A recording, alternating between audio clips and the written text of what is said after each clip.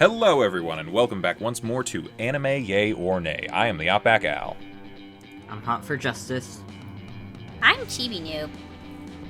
And I'm NV Jitters. And we're here, it's our 100th episode. Yay! I don't know how we got there, but we did. I mean, we did an episode a week, almost. Almost. We got a couple spots that we were missing some stuff, but either way, and yeah, there's gonna be people like, oh, this isn't your 100th episode. The Anime Yay or Nay playlist has like over 100. This is the 100th numbered one, so it's what we were able to go with. So just live with it. It's not a special. Yeah. But this is a special day because we decided to take a little bit of time away from just watching a whole bunch of series and, you know, examining a lot of stuff to just kind of look back a little bit and look at some of our own things. So we're all gonna go around and talk about our top 5 favorite anime of all time for now. Yeah. For now. Yeah, I got a caveat at least for myself. Like, my favorite stuff like changes week to week, even day to day at times. So these are like the ones that I can probably say are most consistently in my top 5. Maybe not necessarily in the order that they're in, and maybe not necessarily always on there, but I go back to these ones the most, probably. Yeah, I think mine is just kind of like these are the ones that I always think of when I think of like a particular genre, and also just like these are just kind of the ones that have stuck with me. Also, everything is subject to change with me, so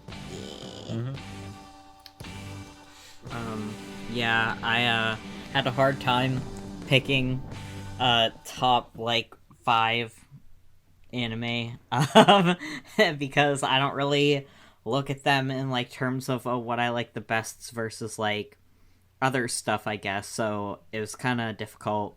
But I did mine based on like favorites I've had for like a few years now, versus like an old like maybe couple favorites I had from like a while ago that still pop into my head when people mention like favorite anime, and then like a current favorite anime. So that's how I did it. Yeah, and we're kind of going to be doing what. Envy, if you got something to preface before you stuff, because I think I skipped you there for a minute. No, it's fine. Yeah, I mean, for these, obviously, when we look at a show, we always try to be as objective as possible and say what worked and what didn't work. But for a lot of these, especially my top 2, I don't give them perfect scores, but yet I subjectively love them the best because they just had the biggest impact on me, both emotionally and, as an anime fan. Because I'll say this, my top 2, I've seen better anime technically, but my number 1 and number 2, I just love them the most. It's just something about them. And so, yeah, it's just more about how they make you feel, really. Yeah, today is a pretty subjective. I think we're allowed to do that, though. To be fair, we are kind of subjective in a lot of our stuff. Other than, the Shonen Showdown, we were trying to be a little more objective. But most of the time, I think a lot of this is entirely subjective in a lot of ways. Yeah. I mean, the thing is like, considering we're all, like, a group of people who all have very different tastes when it comes to the media that we consume, we're bound to have, like, differing opinions on the things that we watch. Like how all of mine are fantastic and all of everybody else's is hot garbage, It's just, like, it's gonna happen. It's just how it is. Welcome to the Internet 101. I mean, I feel like one of those, or at least 2 of them, we can debate that. But on my list, your you know what? Everyone's list probably we can debate a little bit. Who knows? Maybe we'll get into that. Maybe not. I don't know. I don't know. I remember you guys sent me lists because I wanted to get a jump start on getting like some pictures and stuff together, but like I didn't like take like a really long hard look and think about a whole lot of what everybody else was putting on here because I kind of just wanted to like hear you guys talk about it a little bit. I don't think there's a whole lot that I would debate with you guys about on these shows. Maybe. I don't know. We should talk about, we also have, like, before we get into our favorites, a couple of us had some honorable mentions. So we might as well get into those while we're just kind of muddling around here a little bit. Meandering is more like it. Does anyone want to start with their honorable mentions? The ones that are good but didn't quite make our lists? Come to me last, because I definitely have the most. Okay, if you say so. Who would like to go then? You guys want me to take it? I can. Cause I got a little thing in front of me. I'll start us off. I also have it in front of me as well. Like, it really depends on whether or not you want to go first. You can go. That's fine. I know yours is a little shorter than the rest of ours, so. Yeah, I only had 3 honorable mentions, mostly just because, like, as far as, like, when I watch a show, it's kind of more, like, I usually tend to either not like it or I like it, and usually, like, generally when it comes to media that I consume, I like to enjoy myself while I'm watching it, but, like, the ones that I have here in my honorable mentions, they are ones that, like, they didn't quite make the cut for one reason or another, even though I do really like them as shows. First one I'm going to talk about is Kuroko no Basket, which is, or otherwise known as Kuroko's Basketball. Mm-hmm. Which basketball anime. is, yeah, the basketball anime.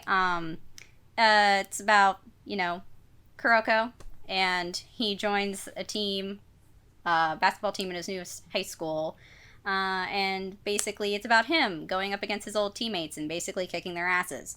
I do honestly, think I watched the first half of that a little bit. The first season. I didn't end up like watching all of it, but it was pretty good from what I saw. Yeah, it's good. It gets better, and I do really love it. Here's the thing, and I don't really think a lot of people would guess this about me, but I generally, when I watch sports anime, I usually tend to really like it.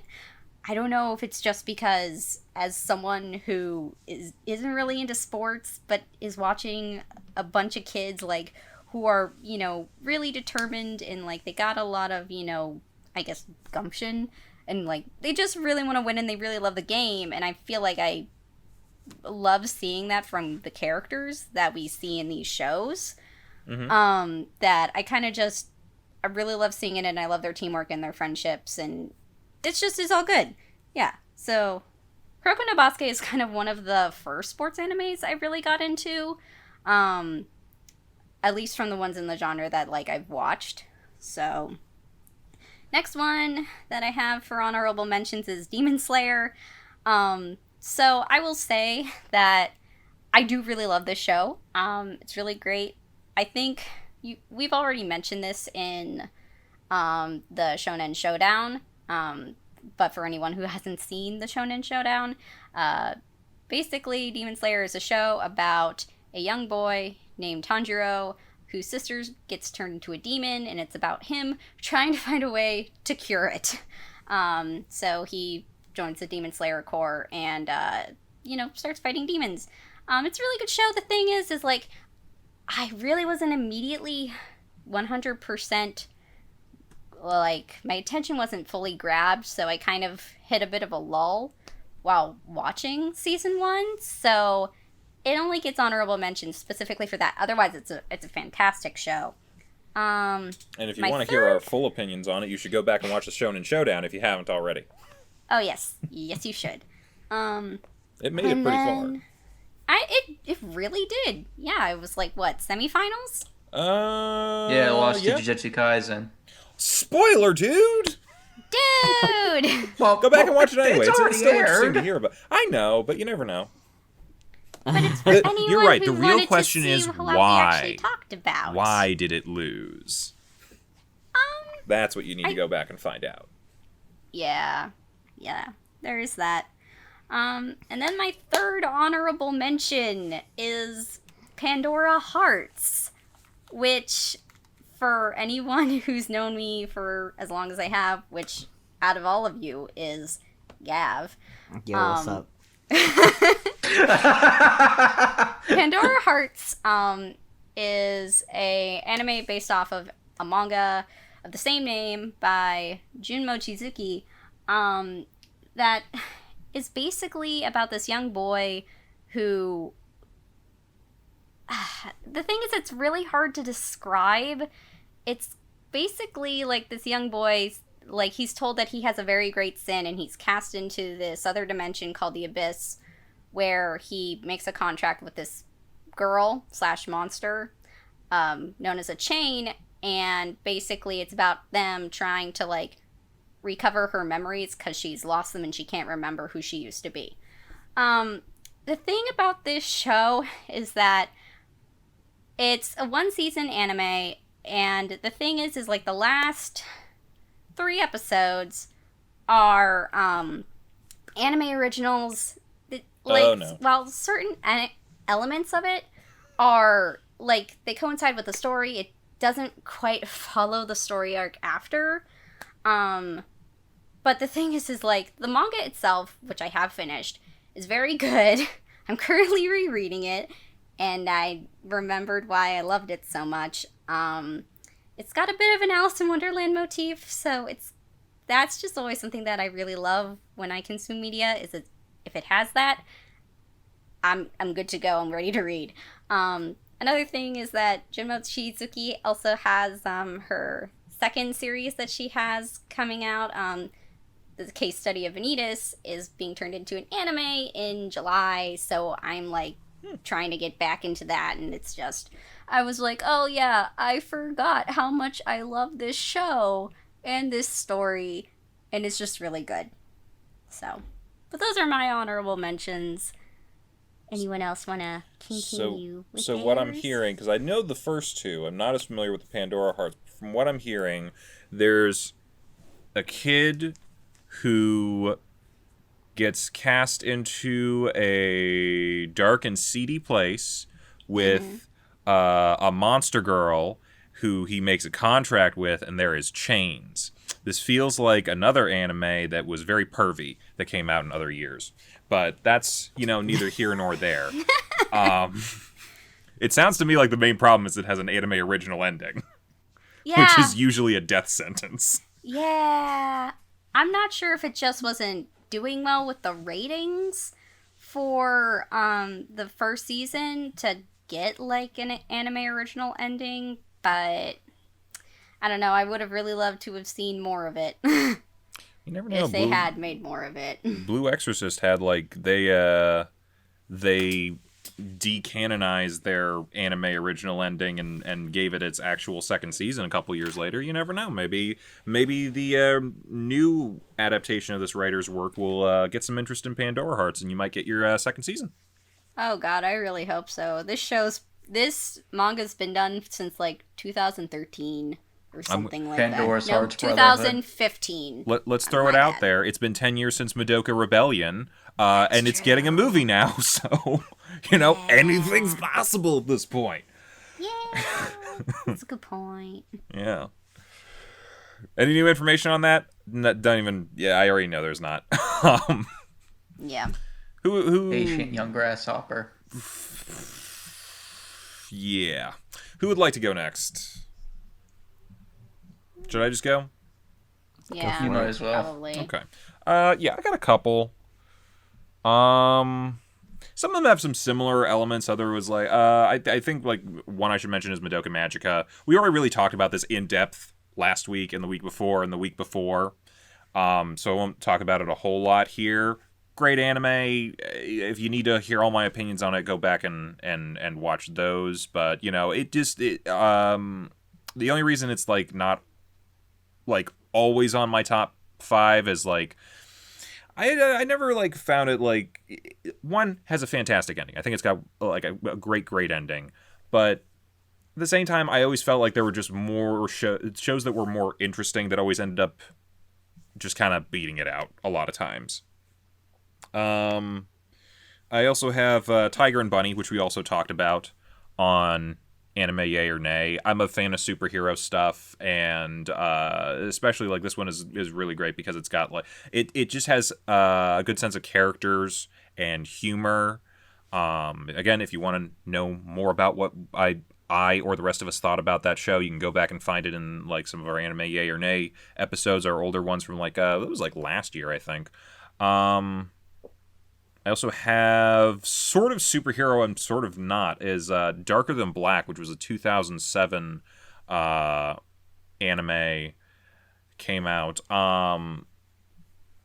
It has people with superpowers, but it's like it's one of those ones where it kind of takes what would be the more realistic approach to superheroes, in that, well, they're emotionless bastards who use their powers for money and for secret shady government organizations and a whole bunch of other stuff, but like at the same time I think the world is very interesting, and I enjoy the characters. Plus it's Yoko Kanno did the score for it, which is always fantastic. I think I brought it up at one point recently, but like we haven't really ever looked at it really closely. But it's a good show. I enjoy the stories, I enjoy the characters, and it's just I don't know, they're just like really good. Another one. I don't hear that show being talked about a lot, but from from the people that I have talked about it, I hear it's really good. It is. The first season I think is great. I think it's fantastic, and the second season really dropped the ball. They shifted focus from the main character to someone else. I'm not saying that the shifted focus character was a bad character. They just weren't as interesting. And they kind of shat on the main character from the first season a lot in the second season. And it kind of... I do still know some people do want a season 3. But it's... Yeah, they kind of left it off in a pretty bad spot. And it's an entirely original anime. It doesn't have... It has manga, but it came out after the fact. So it's not like, you can go back and redo it with the manga ending or anything like that. But there was a separate manga that wasn't animated that they did later that I wouldn't mind seeing animated. It kind of takes place between season 1 and 2, when things were good. And that would be interesting. But yeah. Another one I got on here is Fate Zero. I'm a fan of the Fate franchise. I just think it's kind of good. Like, I feel like everyone has like at least one or two battle royale anime or media, whatever, that they're into, and I enjoy the Fate series to a degree, especially Fate Zero, because like I kind of think it's their best one. Like, as far as characters and writing and everything else that goes into that. It's ufotable, so it looks gorgeous. The score is fantastic. The characters are, like... It's written by Gen Urobuchi. The characters are great. They're complex and intricate, and they're like it's this constant, like, twist and turn battle of not just, like, powers and stuff, but also of like philosophy and a whole bunch of other things. And they have I think we mentioned with Madoka, they have that Gen Urobuchi flashback origin story thing, and it's really, really compelling in this one. And not only that, it's got one of my favorite characters in all anime, period, with Ryder. Good God. Mm-hmm. If you ever wanted to see a character who had a plus 30 in charisma, that it's him. Like, I don't know what else. If you're going to watch that anime, watch it for Ryder at the very least. Because he's like, there are people that, there are characters that, there's always times where people are like, they're supposed to make you believe, like, I would follow this guy to hell and back. Like, Ryder's the first character that I was like, I absolutely believe that anyone this man talked to, he could convince them to follow him to hell and back. And I probably would too if he was real. But yeah, that's that. And another one of my honorable mentions, actually a little bit close to the top, was probably really close to getting in there, was Bakano, which I'm like realizing I have a lot of like anime that I enjoy that were happening like right in the early to mid 2000s, and I think that was just because like that was right when I was getting really deeper into anime. It is from the guy who made Durarara, the light novels, and it's a period piece about it's during Prohibition America.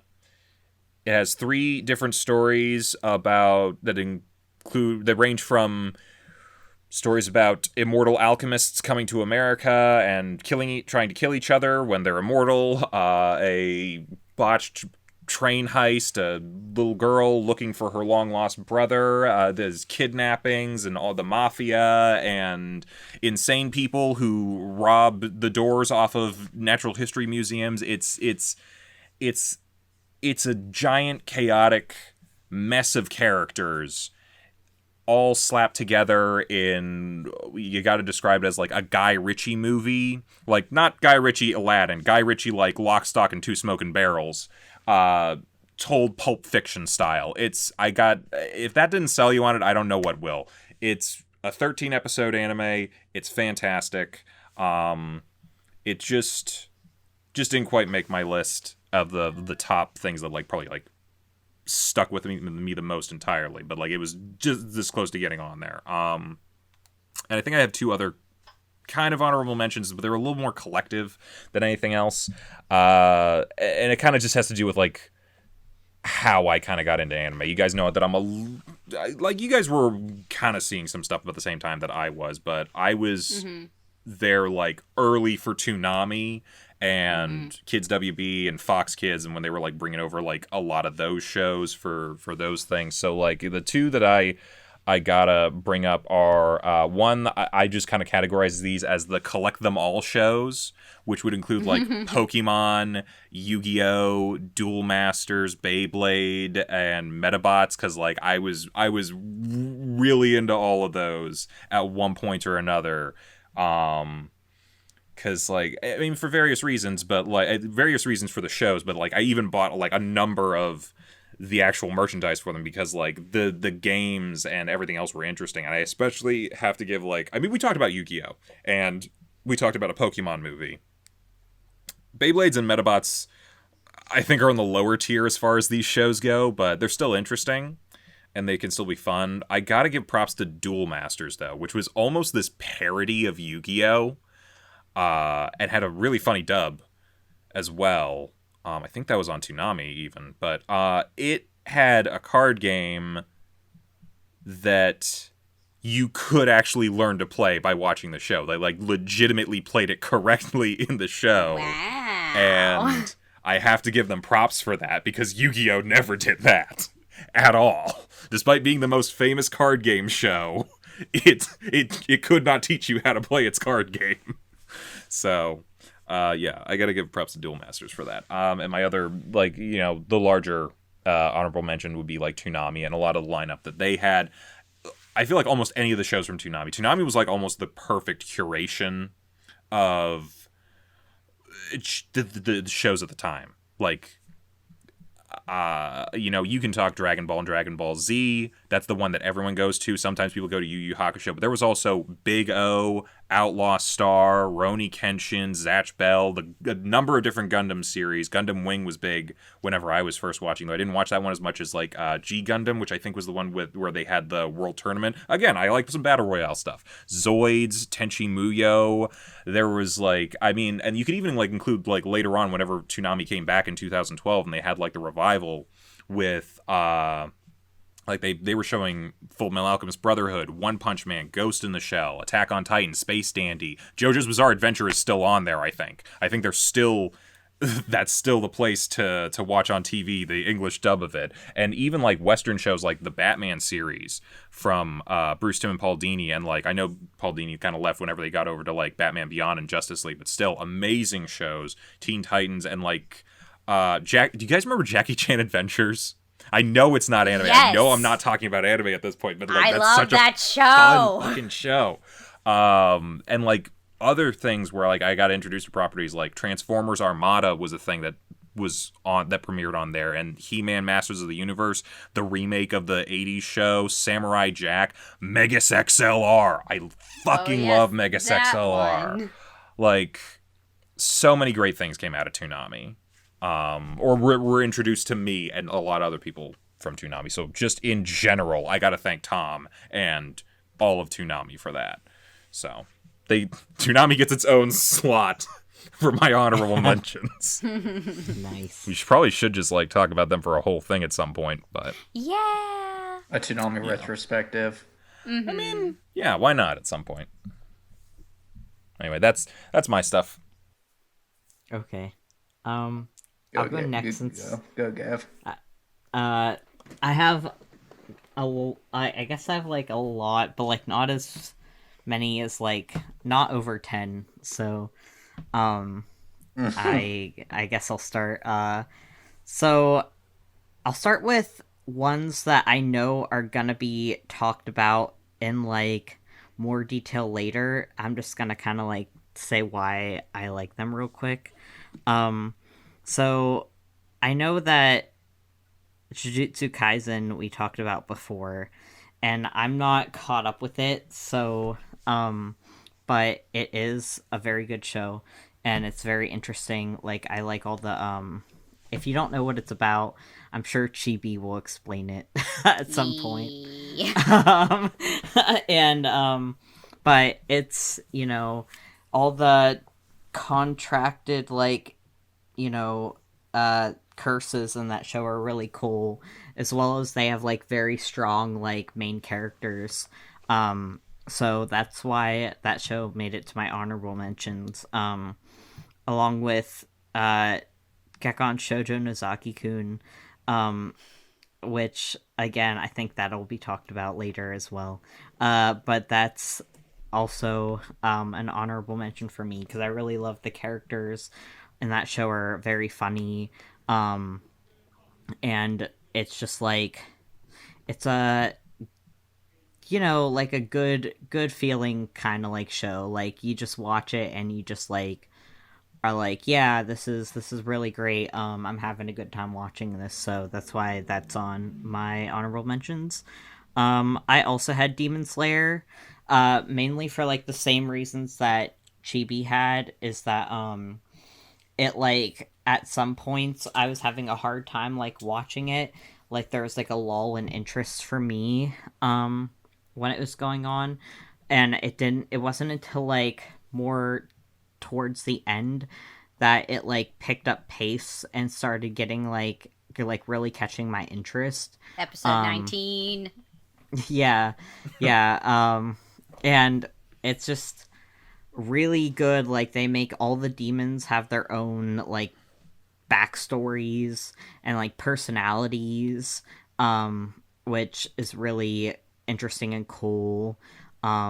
So I really like that show, and I really like all the main characters from that. I think they all have like different dynamics. All the main characters? Yeah, I like all the main characters, even Zenitsu. Even Zenitsu. Yeah. And I like another show I want to mention that was already brought up by Al is Tiger and Bunny. Made my honorable mentions because that show has some kick-ass heroes, Kotetsu and Barnaby, who are like very different from each other and have to find a way to like work together to be like a good hero team.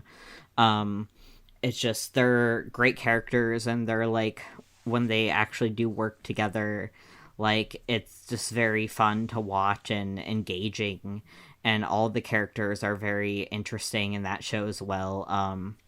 I feel like I picked a lot of these shows because I like the character dynamics, so I'm gonna keep repeating myself, but yeah.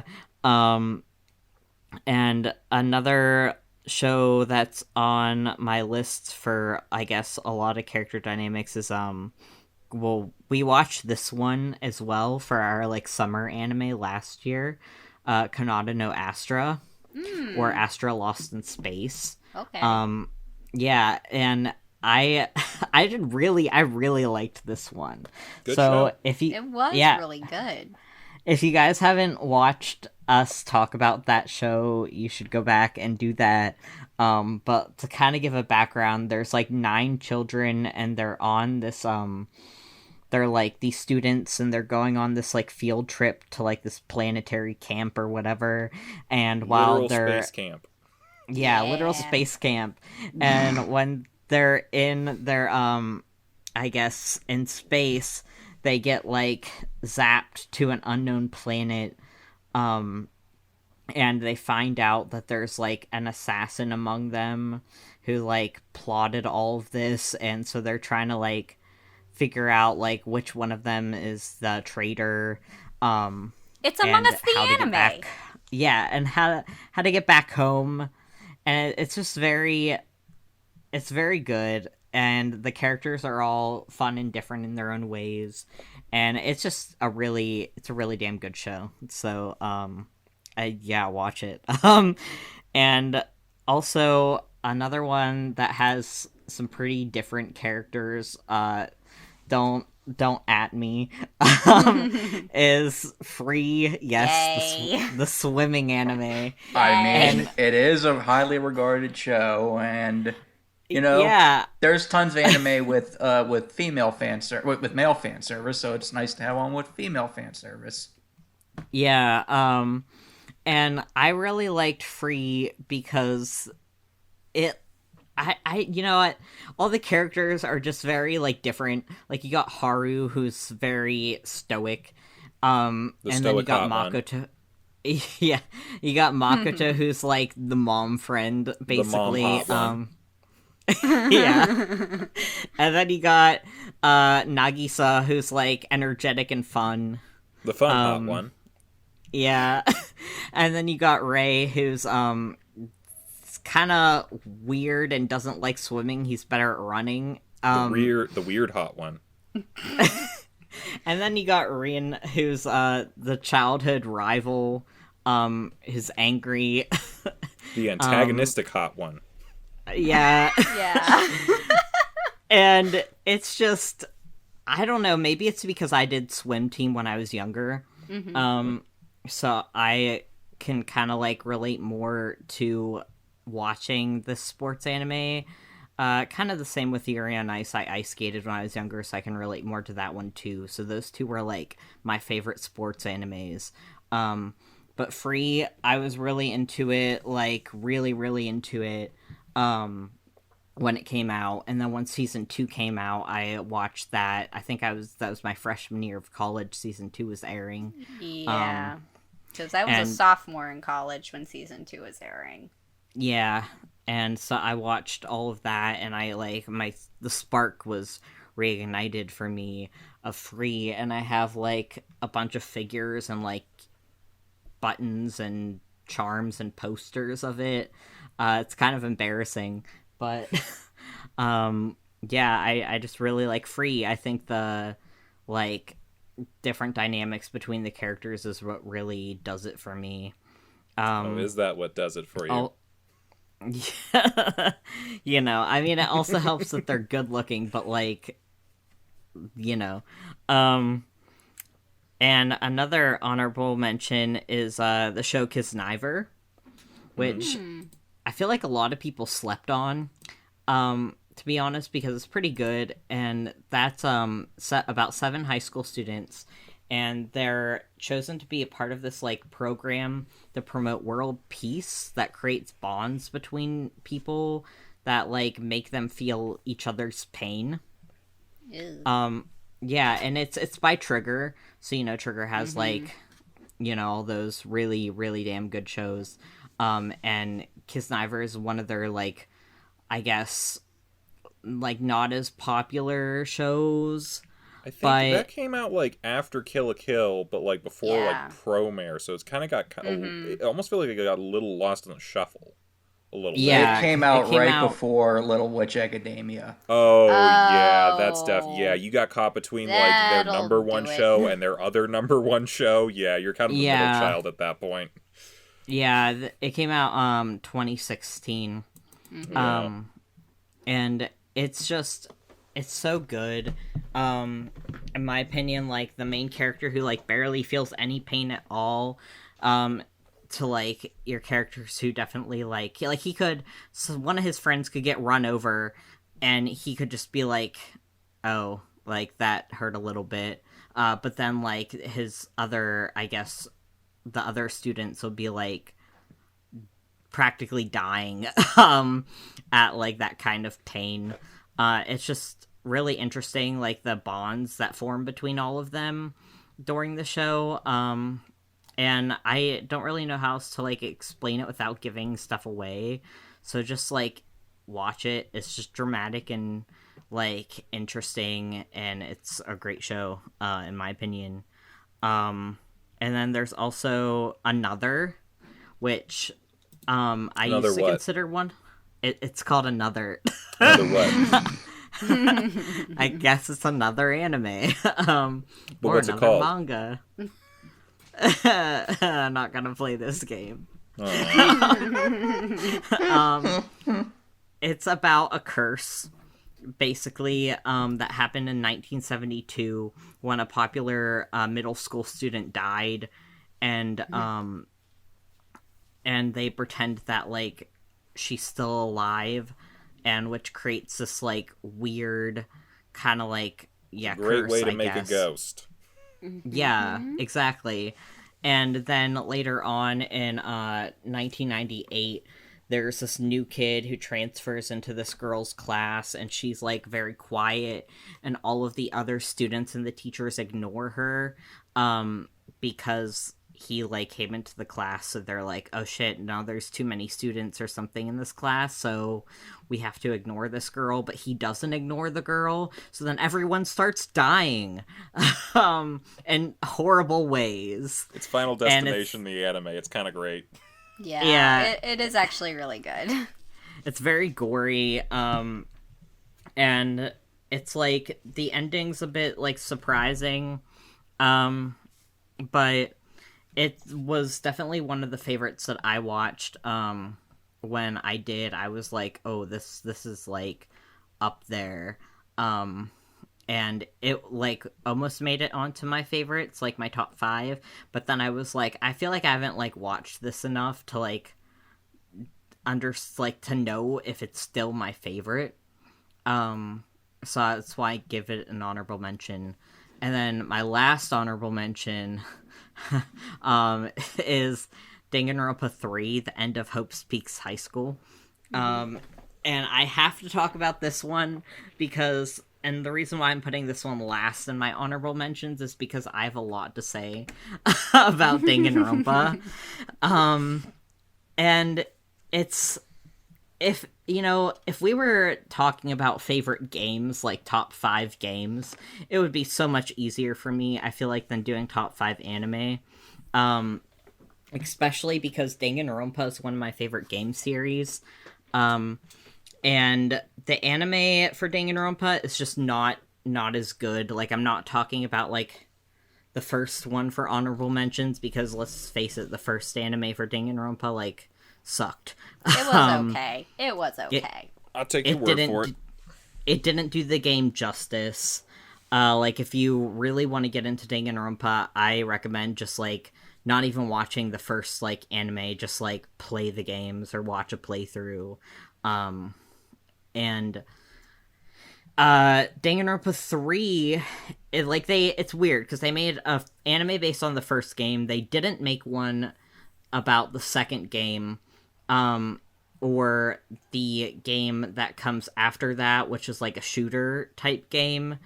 And then the newest game that came out is unrelated to the other ones at all. It's just, like, I mean, it's kind of related, but it's not, like, tied into the story. And Danganronpa 3, The End of Hope's Peak High School, is, like, split into, like, 2 arcs. You got the future arc, which you have to watch the first episode of the future arc first. That's very important. And it follows the survivors of the first game and 12 other of the future Foundation members in one last killing game. So it kind of, like, is where you get your more action if you're into, like, the whole battle royale type, like, style of, like, show. That's where you get that in the future arc. And then the Despair arc is a prequel to the entire series, and it, like, talks about the characters in the second game and how they're remnants of despair and how they got to be that way, like, how they were corrupted This is by kind the of reminding me of, mastermind. like, someone trying to explain how you're supposed to get into the Fate franchise, and Yeah. there's no good way to do it, and I just said, fuck it, this one looks good, so I watched it. Yeah, you see, you can't really do that with Danganronpa. Apparently I wasn't supposed to do that with Fate either.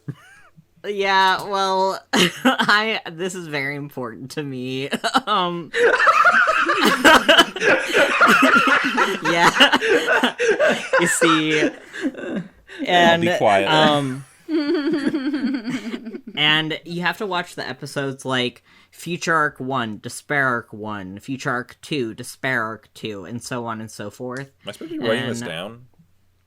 If you want to watch it. Okay. And then there's the Hope Arc, which is just the final episode, which just ties everything together, basically, and ends, like, all of Danganronpa.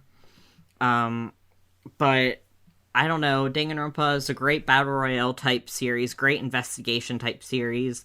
It's like if you took Battle Royale and Ace Attorney and mushed them together. Okay, you should have led with that, because now I'm interested. Yeah. But the games are definitely better than the, like, at least the first anime.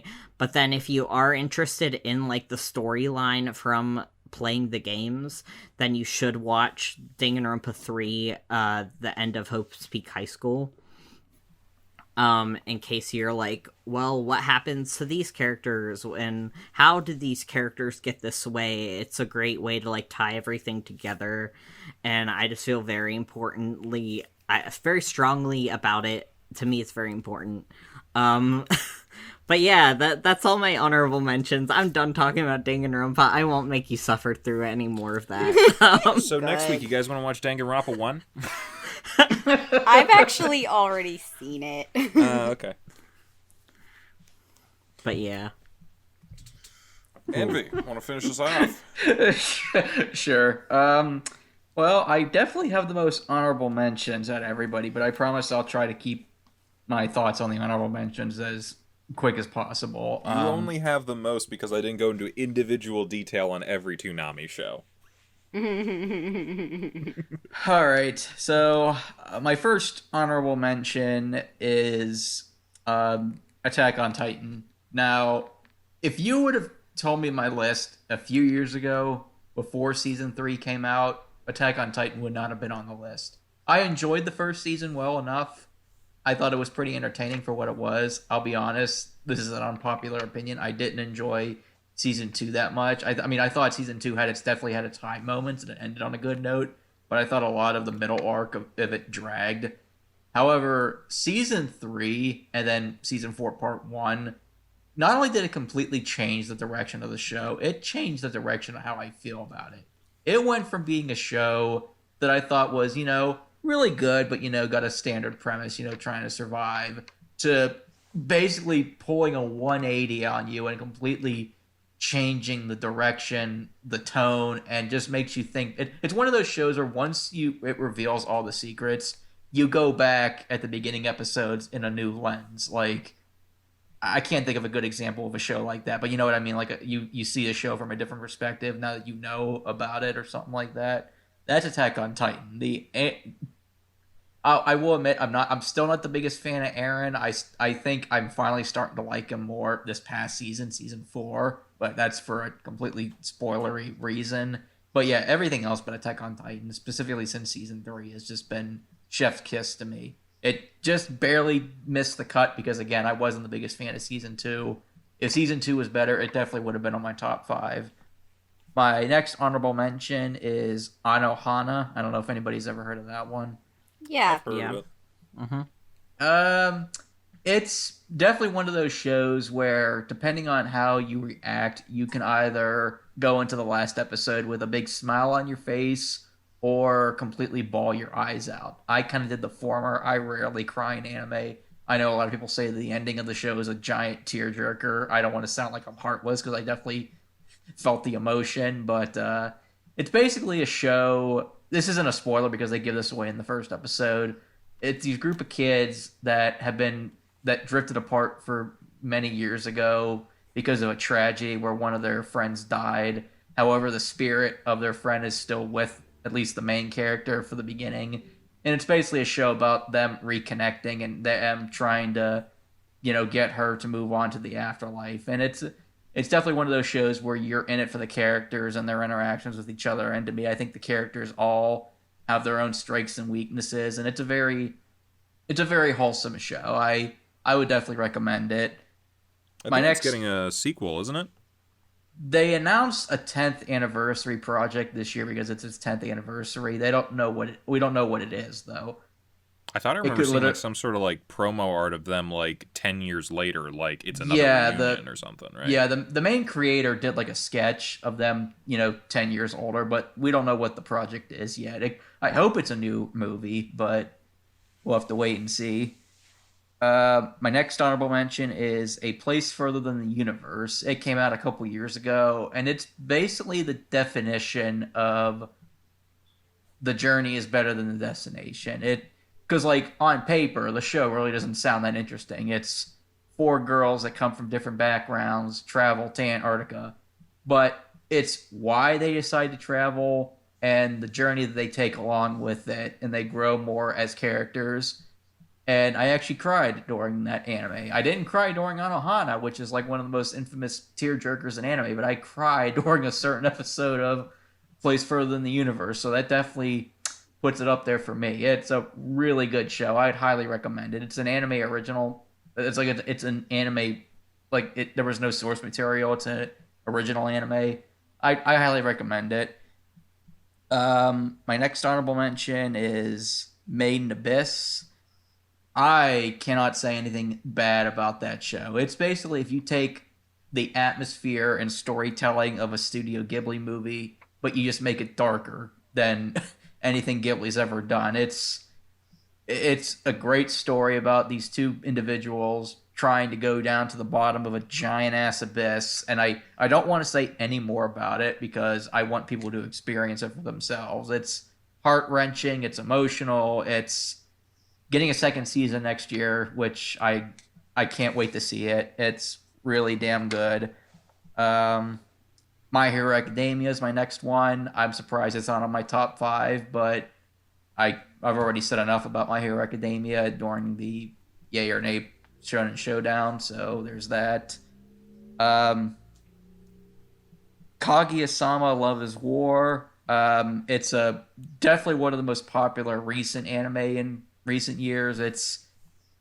I'm not the first one to say this, but it's basically if you take two tsundere characters and see who can try to out tsundere each other. It's basically the two main characters. They both love each other.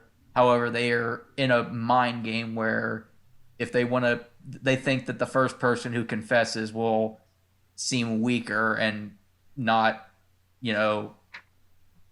it's basically who can get the other person to confess first. And if you like romantic comedy shows like Death Note. Or in High School, yes. If you like romantic comedy shows like or in High School Host Club or Gekkan Shoujo, I'd highly recommend it. It's really damn good.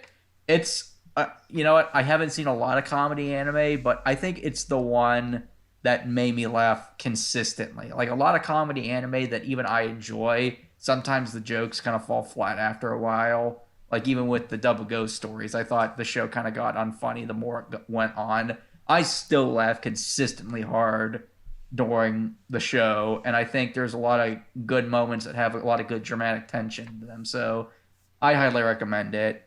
Violet Evergarden is a Kyoto animation show that came out a couple years ago. It's without a doubt one of the most gorgeous shows I've ever seen. It is like obviously Ufotable with Demon Slayer is gorgeous, but like this is gorgeous on a completely different level. Like it's beautiful, and it tells a very beautiful story about basically a child soldier who's trying to learn the meaning of life and the meaning of love. And I don't want to say too much about it for those that are interested about it, but it's on Netflix right now. I highly recommend it. It's really damn good. Same thing with Toradora, another one of my honorable mentions. You've seen Toradora? That's a good ass romantic comedy. Yeah, it's very good. Yeah, it would have been on my list if it wasn't for the ending. The ending I thought made sense, but was a little unsatisfying to me. And I'm not alone in that assessment, at least in terms of my high school friends. We all said the same thing. But yeah, Toradora, it starts off as a romantic comedy, then it goes into a romantic dramedy, and then it just kind of goes into drama, but it makes sense. It's it's a damn good show, and whether you like the sub or the dub, you're in for a good cast. I watched the dub because I like the dub cast, but it's really damn good. A couple more. I'm almost done. Madoka Magica, already talked about in depth. Kill la Kill. One of the first anime I watched in Anime Club. It was like, I think number 3 or something like that after Madoka and another. And it still has God, that's how you started? Yeah, God, the first man. semester. Yeah. The first Yep, semester he did. of freshman year, the first 2 shows we watched were another and Madoka Magica. You're gonna start off with Everything Sucks and Final Destination, and then we're gonna go straight to Acid Trip Magical Girls. Well, Yes. there's that, and then also Attack on Titan followed pretty soon after that. Boy, you Yeah. got time. But it still has stuck. I mean, obviously the show is not going to be for everyone. It's insane. It's batshit insanity. It's Studio Trigger's first feature-length show, and it sets the tone for their style. But if you can get past the fan service, it's damn really good. Like, you come for the plot, but then you actually stay for the plot, because it's actually pretty damn good. It is very good. And then, 2 more. I don't know if anybody's heard of this. It completely went under the radar last year because it got delayed by COVID. Appare Ranman. I don't know if anybody's heard of that from last year. Nope. Okay. Well, the best way I've heard people describe this this show, is Al might be the only one that would get this reference because he's a big movie guy. It's basically Wacky Races, but with steampunk. Okay, so Steel Ball Run. Oh. Yes and no. Yes, it's a giant ass race across the country, but no, there's no stands. I'm absolutely down for something that's wacky races. Honestly, I am of the opinion that there's a lot of shows that get remade nowadays. Why not wacky races? I mean, honestly, any racing episode or movie of, like, a TV show that they make, like, specifically just to, like, have, like, a bunch of weird characters all just racing across, with goofy like... car machines? Why not? Yeah, it's so funny. I love those. Honestly, Yeah. I would honestly recommend us watching this in the future, like down the line. 100%. Dick Dastardly, let's do this. We're watching Wacky Races. What is this called? Wacky Appare Races. Ranman. Oh, that thing. Yeah. How do you spell that?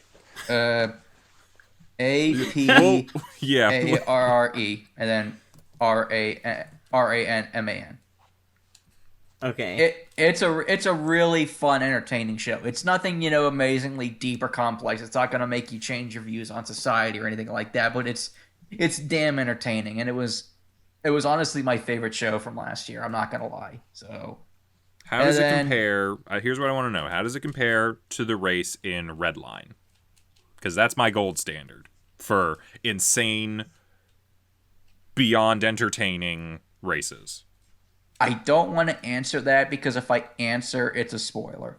Okay, that's good enough for me. That means I need to find out for myself. So we'll do that at some point. And then get ready for the pitchfork. Get ready for Chibi to scream at the top of her lungs. Let me guess, SAO. Yes, I hate knew this. it. It's one of those things where I don't... You know what? I've said this before to people, and I'll say this again. Sword Art Online is basically my anime equivalent to the Star Wars prequel trilogy. I know there's a lot of flaws with it. I know why a lot of people don't like it. I can understand why a lot of people don't like it. But yet, for some reason, I like it. I don't know why. I mean, you You're like allowed what you that. like. You're allowed to like something that other people do not. Just Yeah. because I don't like it and I get angry every time it's mentioned doesn't mean that you are not allowed to like it. I mean, Yeah, I'll just say... go ahead. You heard Chibi when I said I'm not gonna talk about Danganronpa anymore. She was like, good. I didn't say that. We all heard it in your thoughts. Yeah. I don't but think it was there, but okay. But yeah, I'll just say this. the first season of SAO, it's a guilty pleasure for me. The second season of SAO, at least the first arc, the Gun Gale arc, I actually think is pretty damn good. Like, I don't think there's that much at fault with it, surprisingly. Season 3, like, the basic Alicization, I think is actually pretty shit. Like, I don't think it's that good at all. I was bored most way through it, and I couldn't get involved with the stakes at all. The second part of Season 3 I thought was a little bit better, but at least the parts that I like about SAO, I like a lot. And that's all my honorable mentions for TV shows. I mean, if we were gonna do movies in the future, that's a whole different list. But I guess we're sticking to TV series. That's a whole other thing, because I feel like that can be its own thing probably, because I feel like we've all seen a lot of anime movies at this point. So yeah. Try to keep it as short as possible. Yeah. So that's our honorable mentions. Why don't we get into the real meat of this? Let's start talking about our actual favorites. Now me and Envy did actually number ours. You guys didn't though. So Nope. how do we wanna play this out? So, I mean, we could go by who doesn't have numbered ones first and who does. Mostly just because, I don't know, countdowns for an ending make more sense. Well, I mean, we can do that, but like I kind of thought like we would probably just go around for all of our 5s first, then our 4s, 3s, 2s, 1s. But I guess you guys just like put out whatever you want for that. So, not a big deal.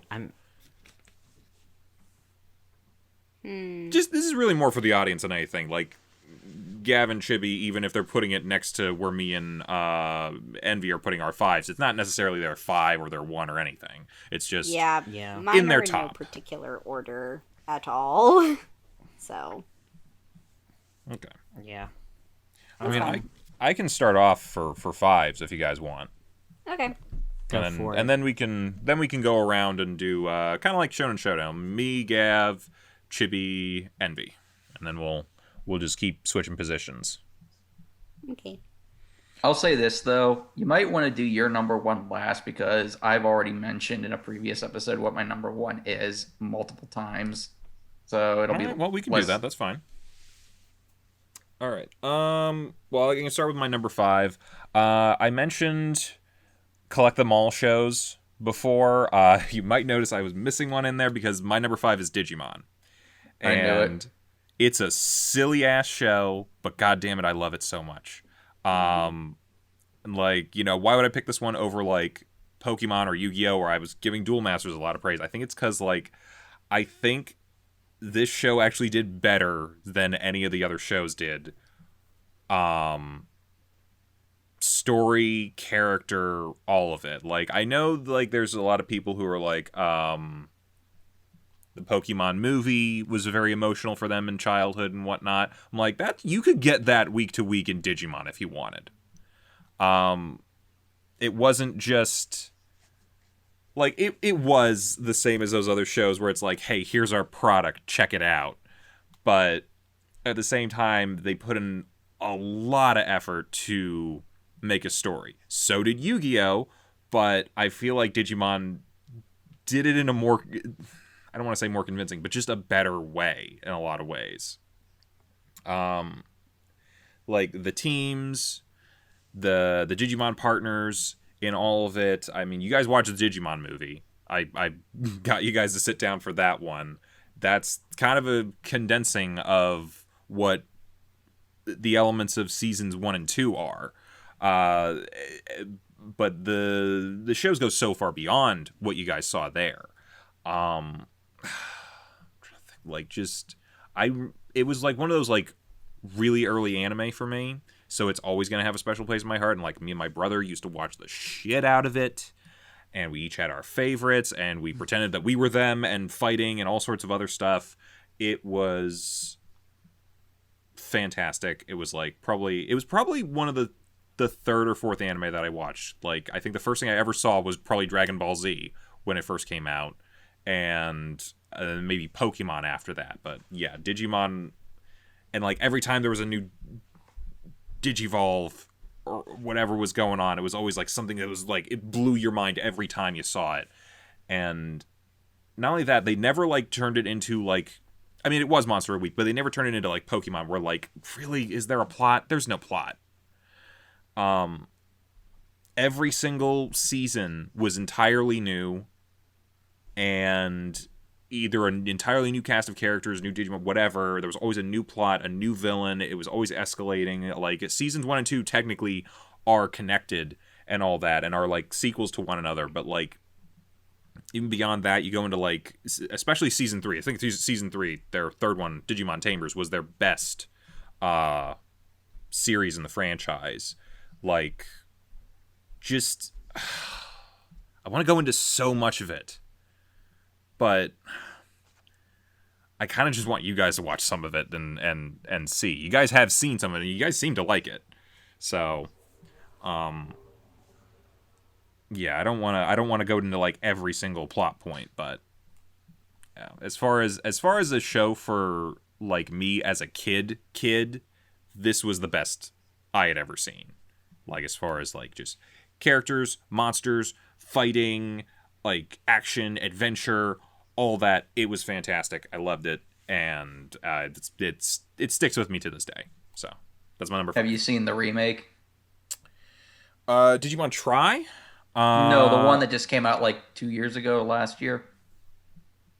Well, I want to say that's Digimon Try, and then there was the other one. I haven't looked into those yet because I've been doing this and a number of other things, and I've been working way more in this past year than I have been before, so I haven't had the opportunity yet. But you're going to actually kind of see that a little bit with some of my my picks, is that they have some sequels that I haven't delved into too much because I'm really happy with where I left them. But that's talks for later. Who's next? I'll go. Okay. So, I'm gonna be talking about one of my top 5, which it was hard for me to, like, this is, like, a show that I watched when I was in high school, and then I rewatched it again in, like, college, but not, like, all the way through in college, because I was watching it with a friend, and we just never got to, like, finish it. But it's called Shiki Corpse Demon. And, what? What's the laugh? It's just a funny title. I don't know why. Yeah. Well, Shiki, like, literally translates into corpse demon. Oh, okay. But, So is it corpse demon, or just word and then translation? I guess it's just word and translation. Okay.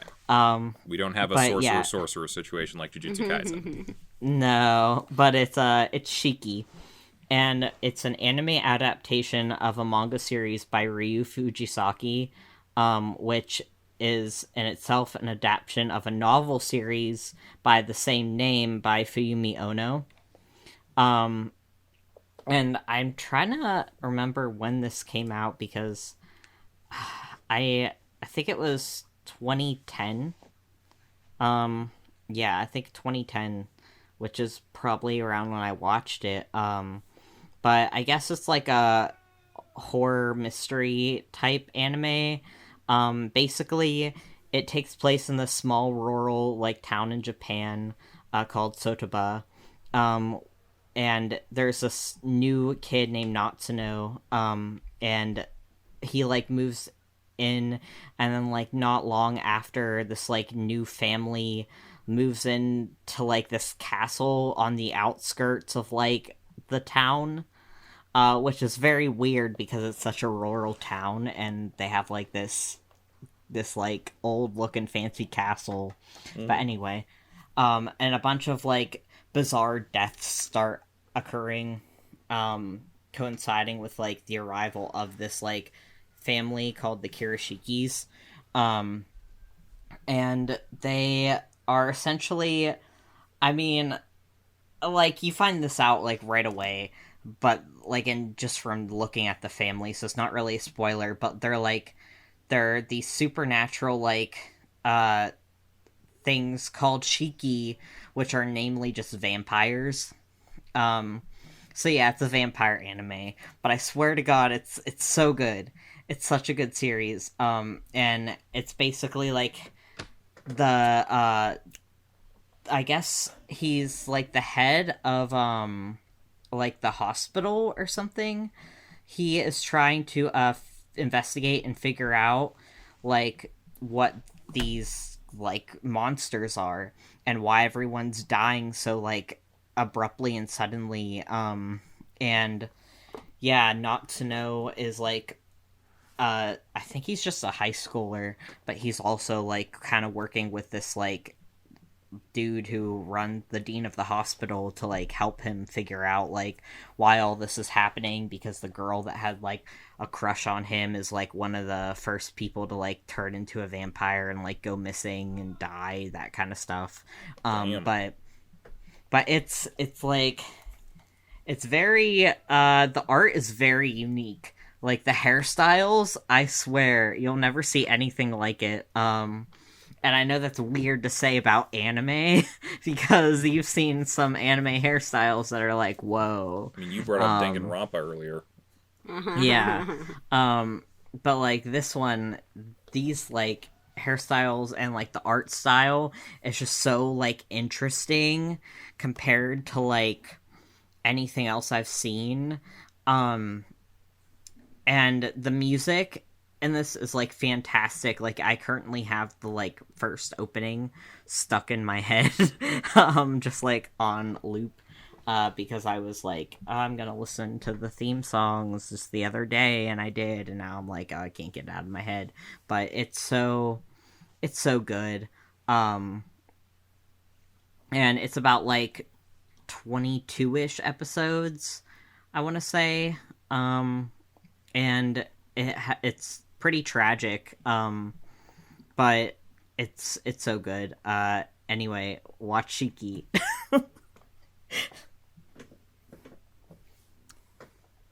That's it. Okay. Who's up next for their, I guess, 5? I guess I will.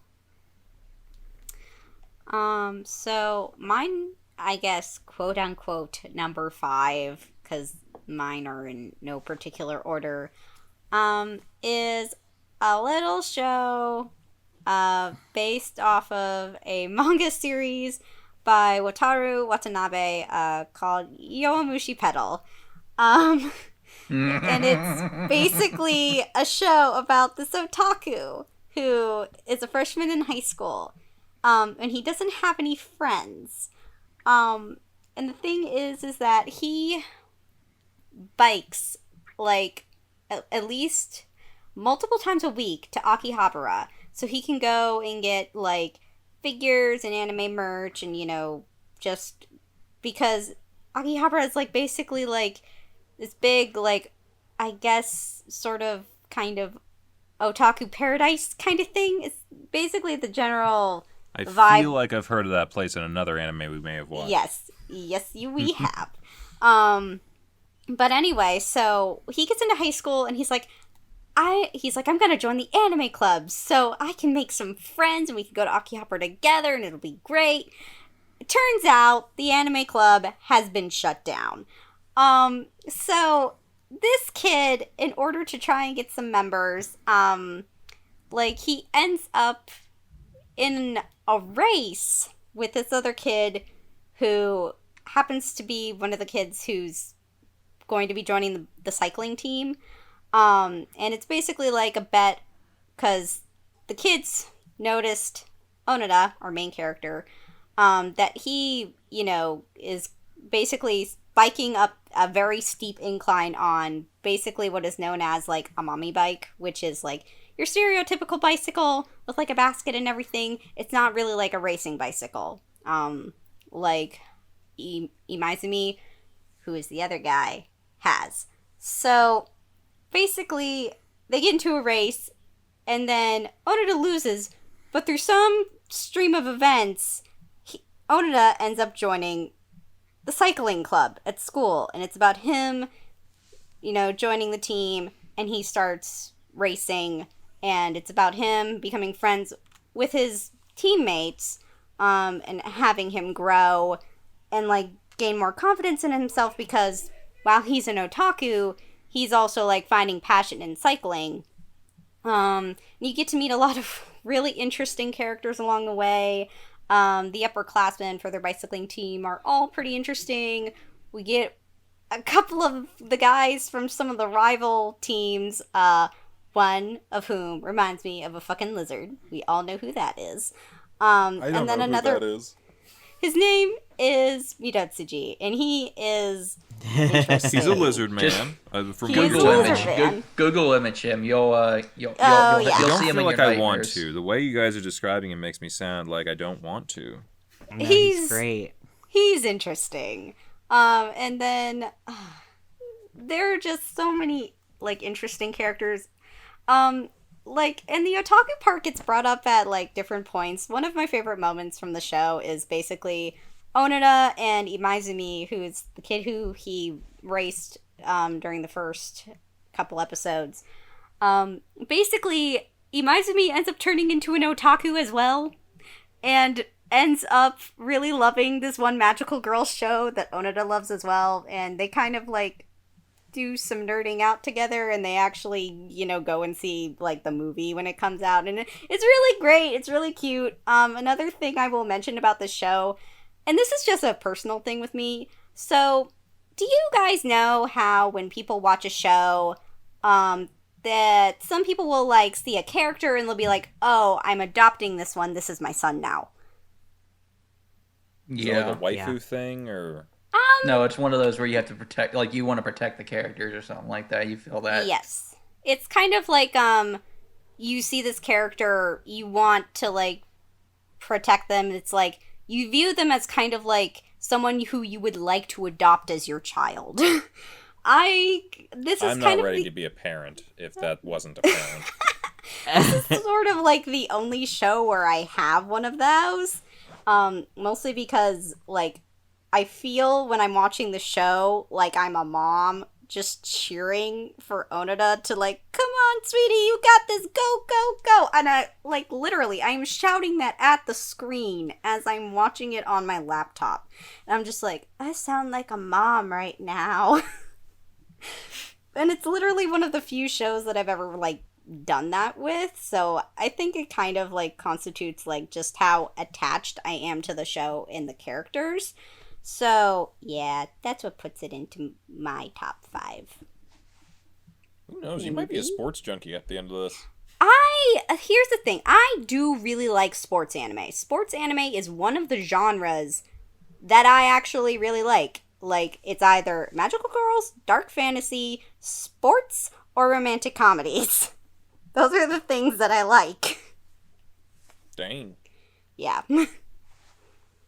Envy, your turn.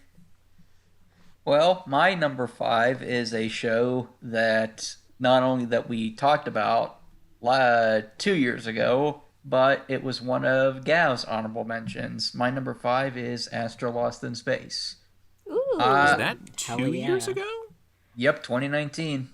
Wow. I could have sworn it was last year, but wow. Nope. 2020 was just a dumpster fire of a year. Yeah, that was like in the summer of 2019. That's true. Damn. Wow. But yeah. Wow. Like, going into that season of anime, that was when my downhill plunge began, summer 2019. That was when I went into anime hell, and I'm kind of sort of in it right now, but I'm trying to take a little bit of a break this season. Anyway, I wasn't even considering watching the show. Like, I read the description on my anime list. I thought it was okay. And then that was when I joined that's when I joined the channel. That's when or at least the anime yay or nay portion, when we, talked about. Yeah, that's when we said you have to watch this. Yeah. And boy, am I glad you guys made me join. Because, I mean, we all talked about it to death. We all theorized. We all gushed about it. We all loved it. It's just, I think part of the reason why I loved it so much was not just because I loved the characters. I loved the story. I loved the tension. I loved the funny moments. I loved everything about it. I didn't have any problems with it at all. my main reason why it's so high on the list, it's one of those rare 12 episode animes that not only tells a complete story, but it completely adapts everything. It doesn't try to pad anything out. It doesn't try to, cut corners. It doesn't try to, do anything brash or anything like that. It doesn't try to set up a season 2. It doesn't try to do anything stupid. It does exactly what it needs to do. It tells the story from beginning to end. And I, as someone who watches a lot of anime that gets adapted, but it doesn't never finishes, or for another one in my number 4, it gets completely butchered in the second season. It's so nice to have a show get completely finished and done correctly. And like I said, I had no problems with the actual show itself. I even said, if the finale hits the mark, it's going to get a 10 in my book. And the finale hit the mark, and I was like, yeah, this is a 10. So I'm certainly glad I joined the podcast then and watched the show, because I don't know if I would have watched it otherwise. So yeah, that's my number 5. I don't think enough people did. It's a bit of a hidden gem. Yeah. I mean, it's one of those shows where if you've seen it, most people love it, but unfortunately it hasn't hit, mainstream. It's like you said, It's like a cult hit. Yeah, more people should watch that. Mm-hmm. So those are 5s. Moving to 4s. Gav, you want to lead us off on this one? Sure, why not? not? You have one you want to pick for a 4 spot? Or a whatever spot? Yeah, my number 4 anime is called Number 6. I knew it would be on here. I have heard of it. Okay, so it's based off of a 9-volume novel series by Atsuko Asano, published by Kodansha, and then they made it into a manga adaptation drawn by Hinoki Kino, and then they made Bones adapted it into an anime series in July of 2011. Which is, I guess, around the time I watched it. I watched it maybe like 2011, 2012, I want to say. But basically, the story, I'm kind of like going off of a synopsis that's already written up because I'm super bad at talking about what things are about.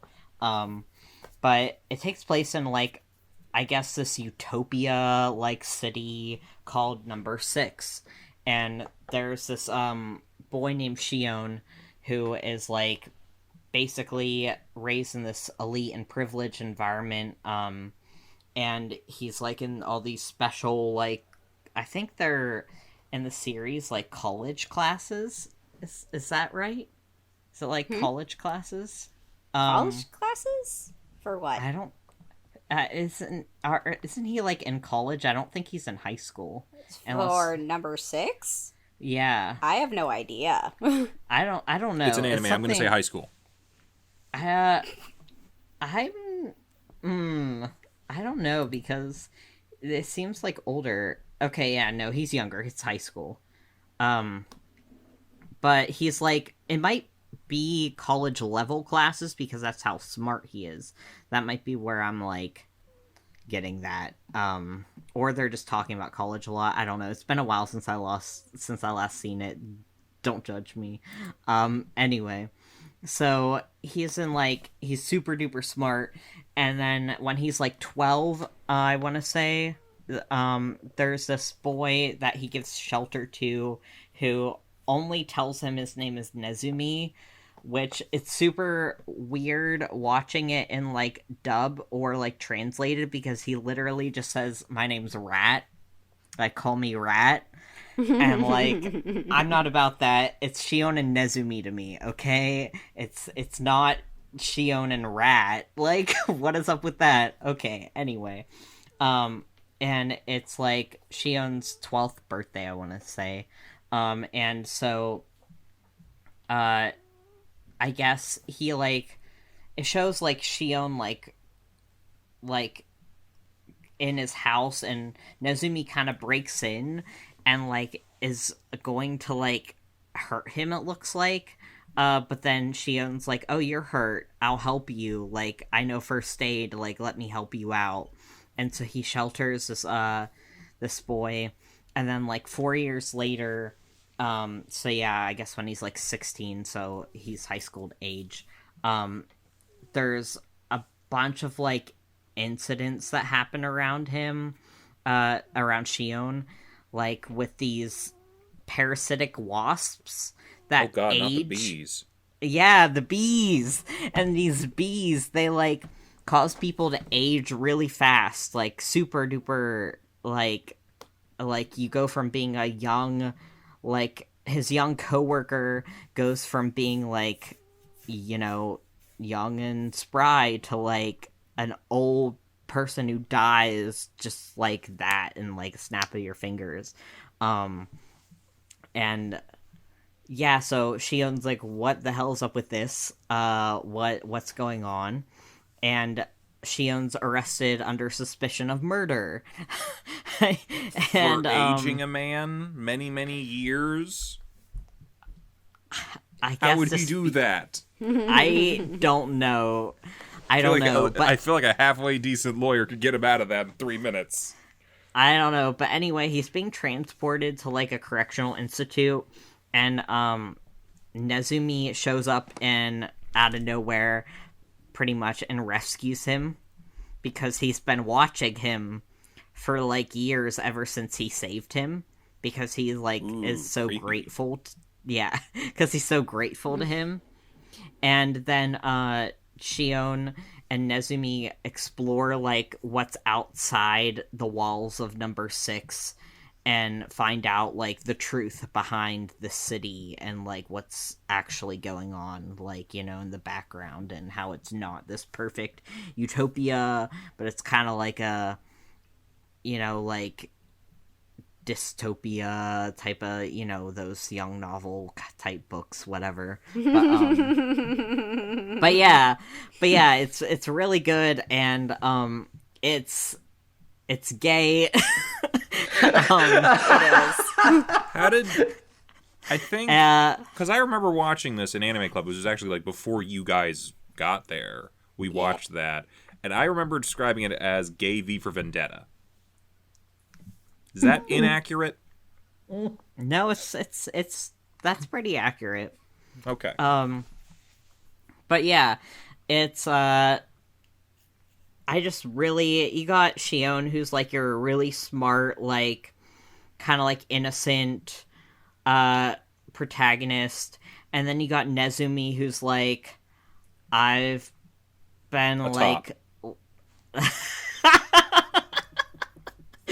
I guess, who's like, you know, like all rough and tough, and like I've been living like out. Yeah, I've been living outside the walls my whole life, and yeah, a top.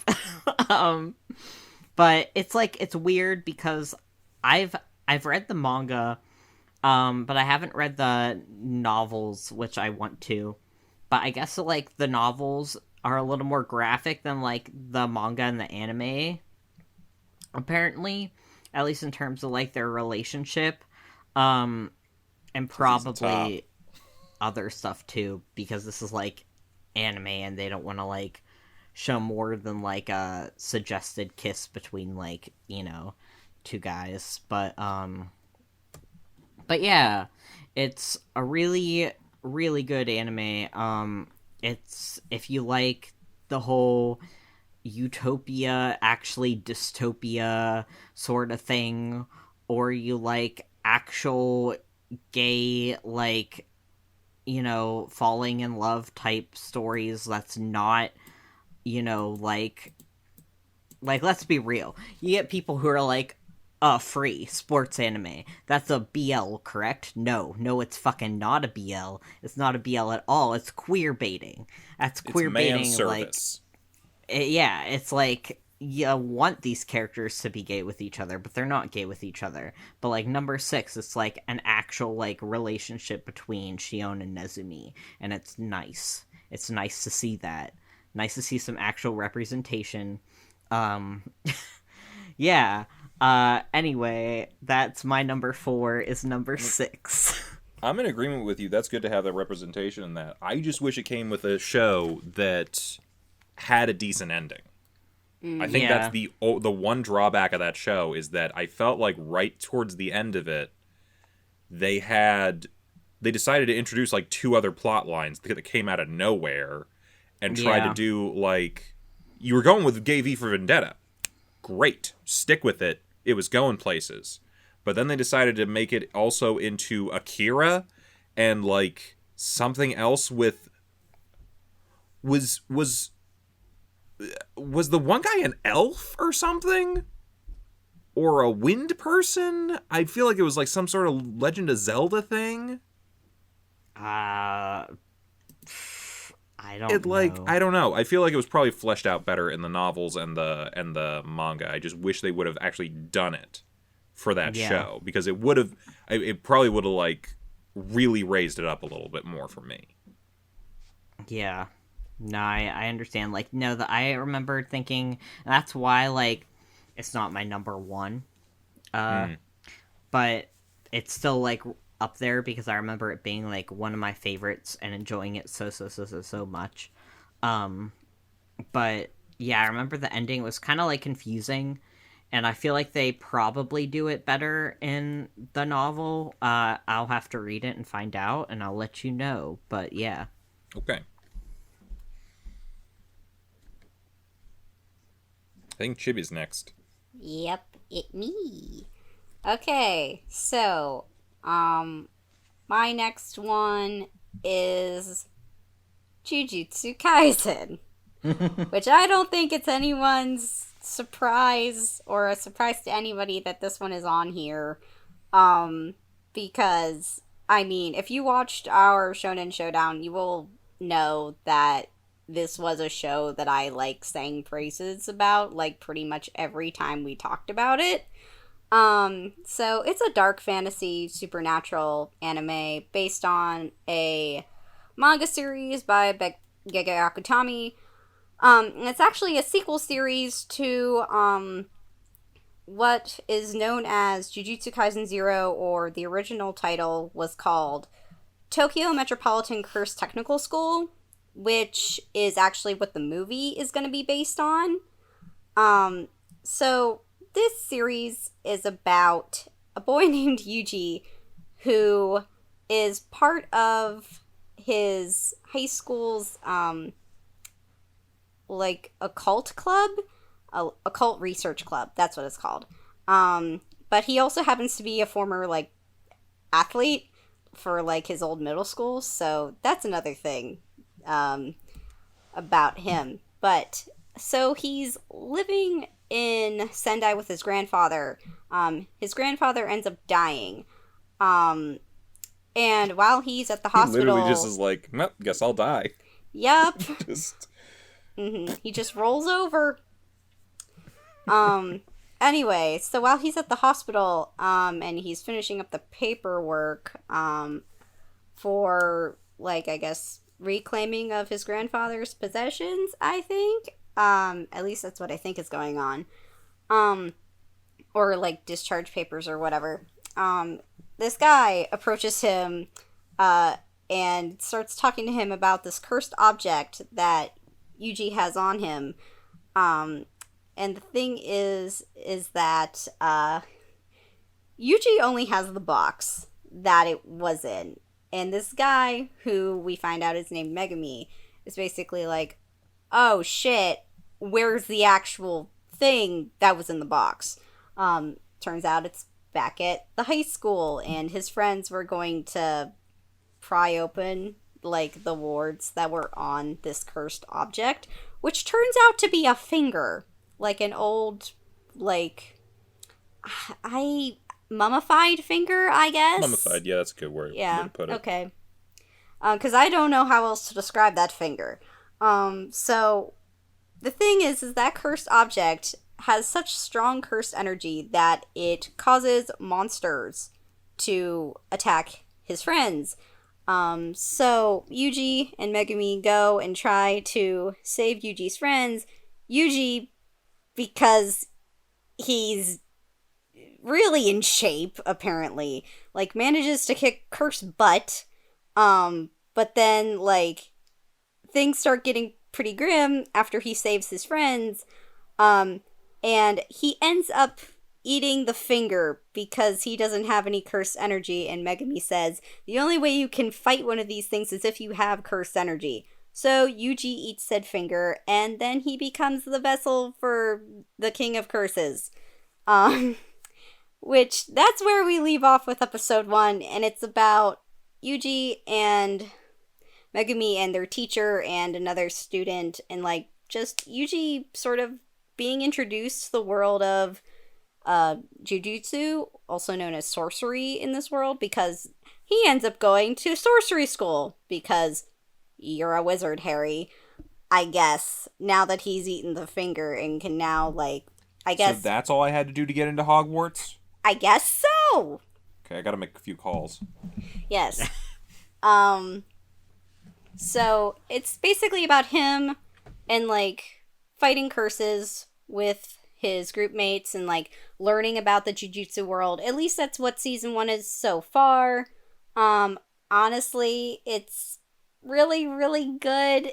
The animation is done by Mappa, so it's great. And, like, the thing is that there's hardly ever a show where I feel like the characters are, you know, so, like, not that they're well written, but I like them as much as I do. Even with, like, the antagonists in the series, like, they've got cool character designs, as I've said multiple times from our Shonen Showdown about this show. But the thing is, like, it's got antagonists that, like, I love to hate, because, let's face it, if you're an antagonist, I don't want to like you. I want to actually really dislike you, which, at least, I think that means that there's at least good writing on this part, but it's really good. I really like it. I'm hoping the movie's really great, and I'm hoping that season 2 is also good whenever it comes out. I really hope it comes out. I will be sad if it doesn't.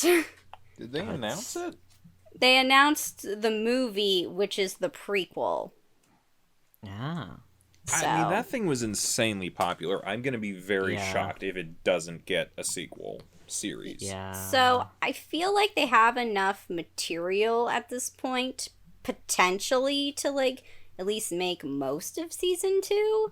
But I feel like putting in, like, the movie first in between, if they do a second season, like, I feel like that's just more, like, giving the author some more time to, like, get more material out, so they have at least enough for a couple more seasons at that point to work on, which to me honestly makes sense.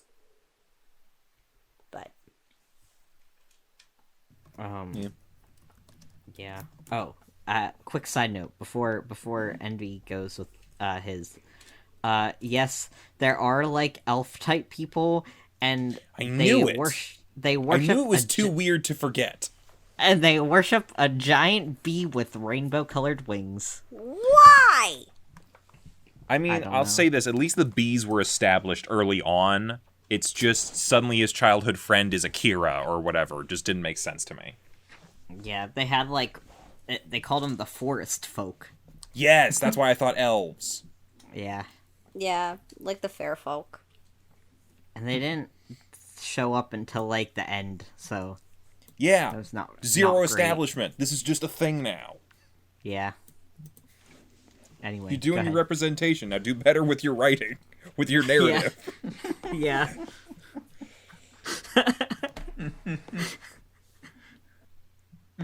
Envy, what's your 4? Okay, my number 4 is The Promised Neverland Season 1.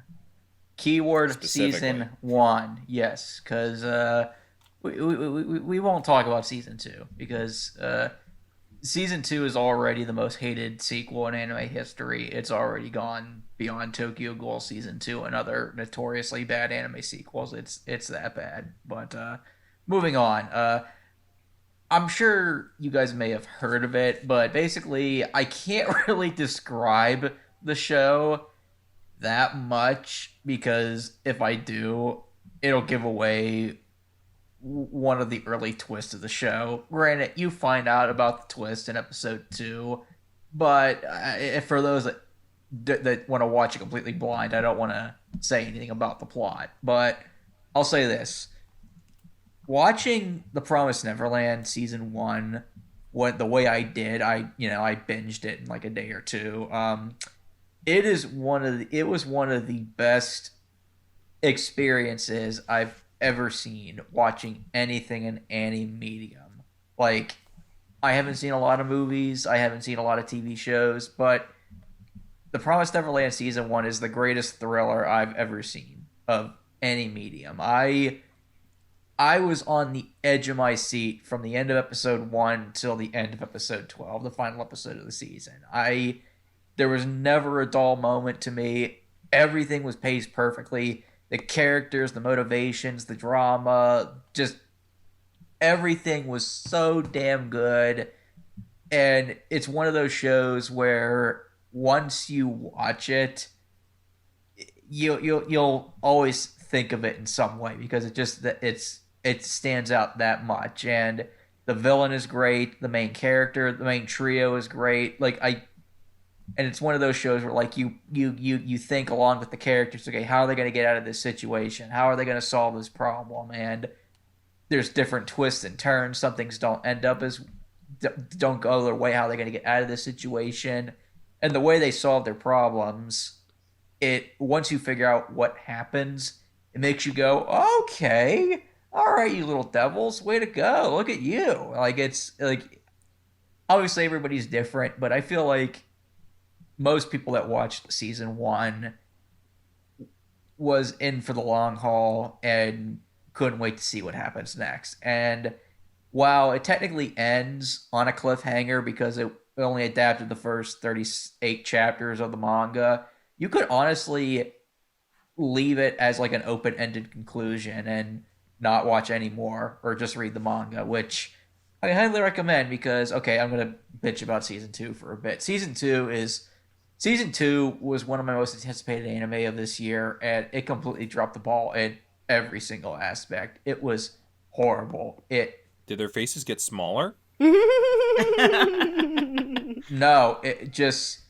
I'll say this. They got the bigger? animation... That's worse. The animation was good. The voice acting was still good, and there was some decent moments. But everything about the story was shit. Like, they completely skipped... Like, the first season covers the first 2 arcs of the manga. The second season completely skips all the way to the last arc, skipping 4 or 5 arcs. It's tell no show. It pulls plot contrivances out of its ass. It doesn't explain anything. It was so disappointing. And like, I want to recommend people The Promised Neverland so bad, because again, I thought the first season was a masterpiece. I freaking loved it to death. I don't think I'll ever have a same experience with watching a thriller anime that I did watching that. Like, even Another, I loved Another, and that was a really good show too. But I don't think I was on the edge of my seat watching a thriller as I was The Promised Neverland. Yes, the art style and the character designs take a little bit to get used to, but if you can get past that, it's really damn good. I can't say anything bad about the first season. The second season can go F itself, but the first season is really damn good.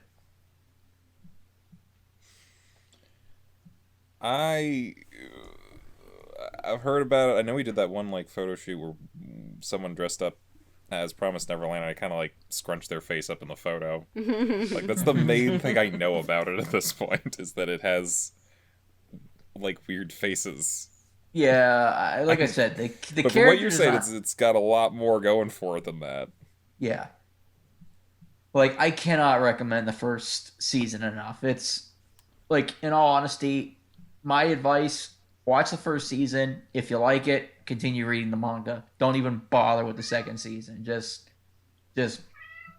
watch the first season, and even if you don't want to read the manga, just watch the first season. Like I said, it ends on a cliffhanger, but it ends on like an open-ended kind of thing where you can kind of guess, make your own headcanon of what happens next, instead of, chances are anything you come up with would be better than what they did with season 2. So let's put it that way. Okay. My number 4. What my number 4? My number 4 is Code Geass. This a classic. is... Yeah, I honestly think it's probably the best mecha anime I've ever seen. I think it's one of the best, like, intellectual strategy shows I've ever seen. It's... like, everything about it is... It's just a solid-ass friggin' show. It's one of the best abridged series I've ever seen, too. So, let's add that on there. It was part of the origin of one of the best memes I've ever seen. If you ever want to go to soup. Like, it's like if you combined Gundam with Death Note and sprinkled in some superpowers as well. It's like you follow a guy named Lelouch, who is the prince of this country called Britannia, which is slowly taking over the world because they're the first people to come up with mech suits. And he doesn't like that kind of thing because he just really hates his dad because he's a supreme asshole. Like, just emperor asshole. And he meets a young woman who gives him the power to command people with absolute authority. And it basically means if he looks you in the eye, he can give you one order and you will follow that order, no matter what it is. But he can only do it to you once. And he is a big-time chess player, big-time brain man, and big-time Johnny Young Bosch. So you know he's definitely protagonist material. And he... the moment he gets his power, devises a plan to essentially destroy the Britannian Empire and usher in a new age on planet Earth. And if that sounds anything like Light Yagami in Death Note being like, I'm going to become the god of this new world, you're right. But the difference is, without going into spoilers... Code Geass doesn't have Death Note Season 2. So, well, I don't even know if it was Season 2. Code Geass doesn't have the point past the point that no one cared about Death Note anymore. You guys know what I'm talking about. Yeah. Yeah. So, it's one of those things where from beginning to end, it is just good characters, interesting scenarios. It's always leaving you on a cliffhanger, but the cliffhangers are satisfying because it's just, the plot is tightly put together, well written, it's constantly moving, it's fantastic. The mechas are beautifully designed, the art is great, but like the mechas are like, you're seeing this escalation in warfare from like just these basic robots to these super flying city-destroying things throughout the entire series. You have just, like, this constant mental chess game between Lelouch and everyone else in the world. And it's so satisfying. And it's got one of the best endings in anime. It goes on all cylinders, and it hits every mark that it has to. And, like, on a different day, I might have had this way higher on my list. But, like, for now, it's number 4. And I mentioned before about, like, not really watching a whole lot of sequels to things that I really enjoy. I know that there is a sequel to this, and I have not watched it because it has the perfect ending for the story. And I don't want to see anything past it. I don't want to know anything more about it because everything that I got for that series was perfect for that series.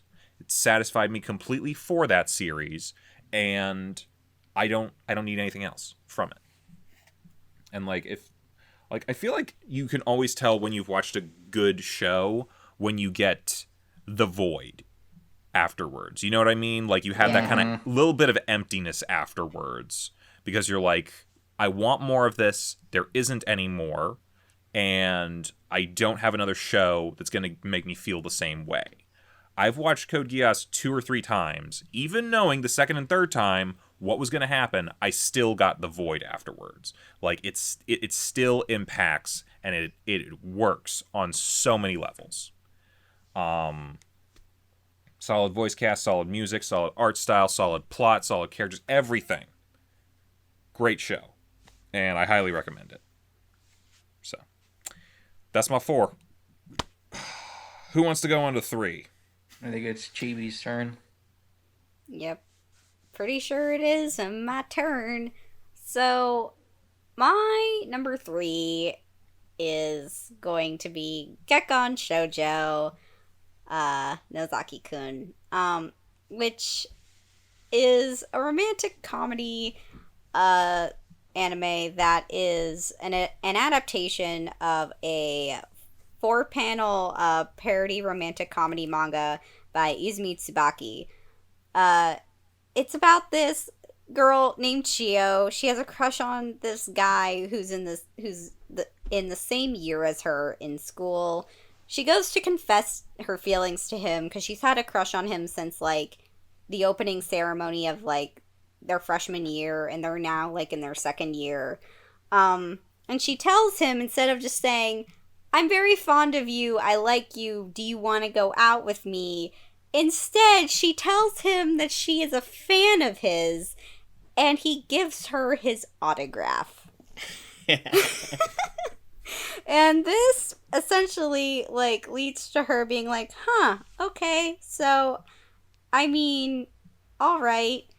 After that, he invites her over to his house where she does beta work for his manga, because he's a mangaka, and he writes shoujo manga. And he writes a specific series called Let's Fall in Love. And it's essentially a series that's about Chio being around Nozaki-kun, who is her crush, and helping him with his manga every day, while also, like, meeting some of his other assistants, one of whom does, like, all, like, the nice little filigree stuff and, like, all the little detailing for the flowers, one who does the backgrounds, and then another one who does, like, a lot of just other things. And it's about, like, them and their friends and, like, just the wacky shenanigans they get up to when, like, just during their day-to-day lives, and helping Nozaki come up with scenarios for his story. And it's all just really cute and super funny, and I really love it. I really enjoy all the ships that are in the show, because I honestly just really like all the pairings that are canon, which is rare, because usually I would prefer some characters with other characters, so I'm just like, oh, this is actually kind of nice. I really like all of these people together. It's super funny. Like, I cannot remember laughing so much watching a show in a very long time. And it's kind of just one of my comfort shows where I'll go back to it when, like, I need a pick-me-up, because, like, it's just one of those shows that, like, always makes me feel happy. So, that's why it's up there. The ending's a little bit, like, it's not actually, the ending for the anime isn't in the manga. Like, part of it is, because that last episode takes place during, like, the little section of the manga where they're doing, like, the little festival chapter. But the part that's not in there is the part that's, essentially where, I'm not going to give it away, but it's a part that's not in the manga that is kind of like a fake out. It's still really cute, though. Fireworks never pissed me off in my life more. I know. It's really cute, though, and I still, like, if they made a season 2, I would still really enjoy for there to be a season 2. So far, I'm currently collecting the manga very slowly. The rest of it should all be in by the end of the month, hopefully! So, Al, you can read it. Yes, I did read all 8 volumes he gave me. Or 7 volumes he gave me. I haven't gotten the 8th one yet. I was a fan of this, too. Yeah. We've all seen it, so. Yeah. Yeah. The OP is very underrated, too. Mm-hmm. Yeah, it's really good. Yeah. I should just kind of mention, like, the other 2 shows that Code Geass has 5 openings. All of them are great. And Digimon is Digimon's opening, so. Yeah. But yeah, the Nozaki opening, solid, and just it is amazing. Yeah. Yeah. I really want a season 2 because it leaves you it really leaves you hanging. And I gotta say, like, I know, like, I don't know, like, what people's opinions are on this, but I actually like the anime a little bit better than the manga, because I feel like because they're in a different medium and they can do a little bit more of they can flow a little bit more easily from one joke to the next and one scenario and scene to the next in the anime. I think the comedy lands a little bit better than it does in the 4-panel manga. Yeah, so the thing I think about the 4-panel manga, the manga itself, surprisingly enough, is not actually considered a shoujo. The manga is actually considered shonen. I can kind of see that a little bit. Yeah, because I think it's probably more in the brand of comedy and how, like, while this sort of plot line is a little more romance heavy, which is kind of like something they do more for like a shoujo demographic. I guess like shonen can also be like a wider spread, at least for like a demographic, because like I think shonen like sort of caters to a little bit more like both like boys and girls, I guess is kind of how it goes. Because I guess it's even more in the publishing industry, I guess, for manga, that like, whereas like shoujo manga definitely is more like something that like 12 to 17-year-old girl will pick up. Shonen is more something that like anyone from like any age and like, you know, any sort of a demographic will pick up. So plus it's one of those romantic comedies that leans a little more towards the comedy end of it. Oh yeah, for sure. So absolutely. But it's so good. It's so cute. We've all seen it. I think we can all... And you should too. Yeah.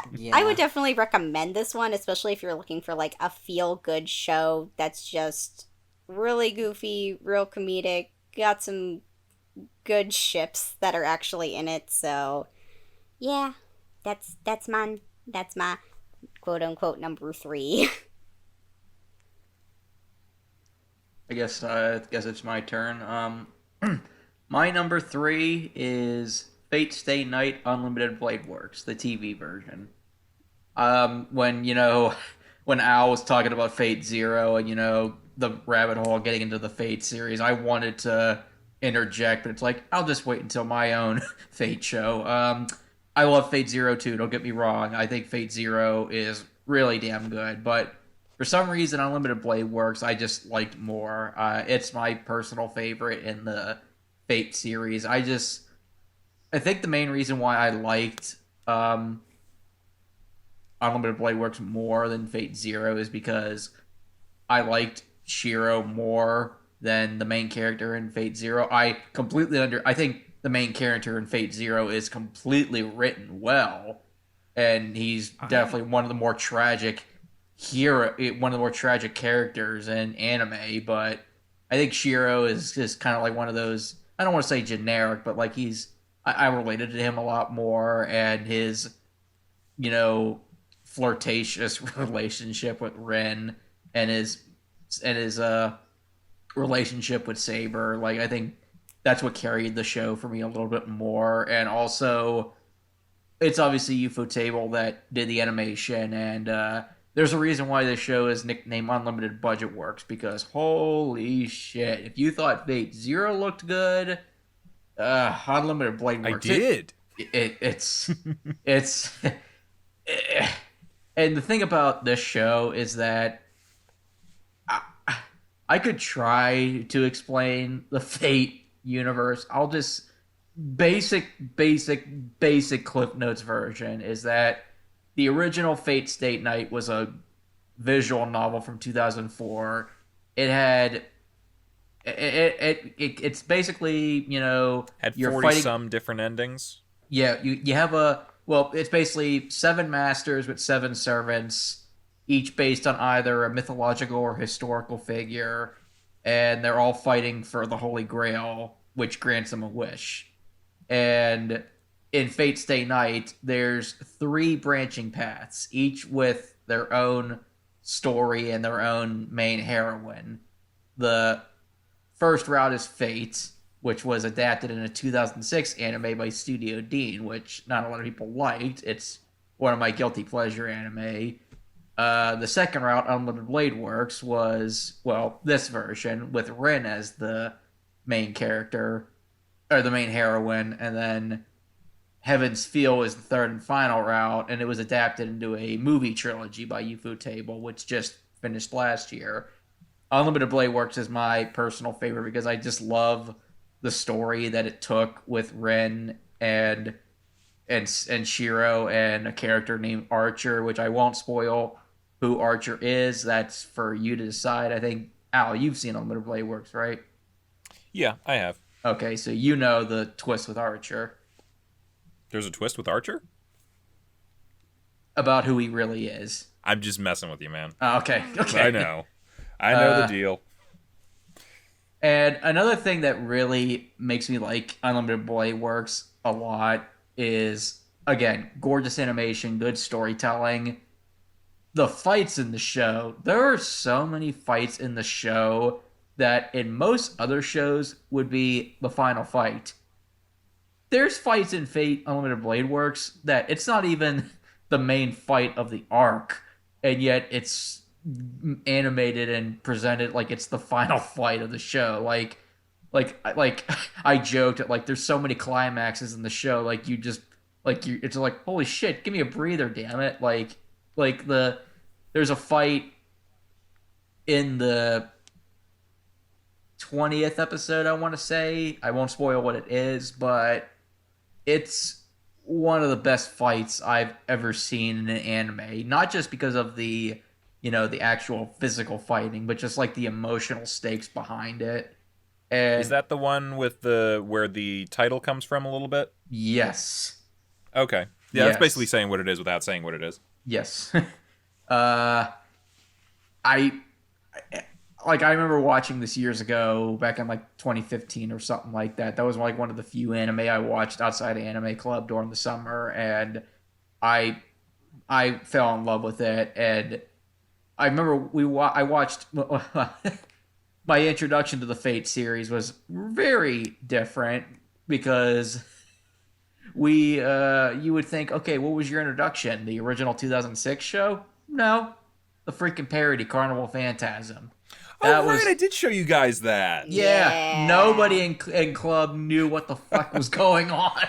I'm going to be honest with you. I watched that after Fate Zero, not really knowing what was going on, because the majority of the characters in Fate Zero are not in that show. Yeah, it was basically, yeah. But I still found it funny. I just kind of figured everyone was like, oh, no context. This is still kind of funny. Yeah, well, here's the thing. Back then, I thought some of the physical comedy was pretty good, but I didn't get any of the in-jokes.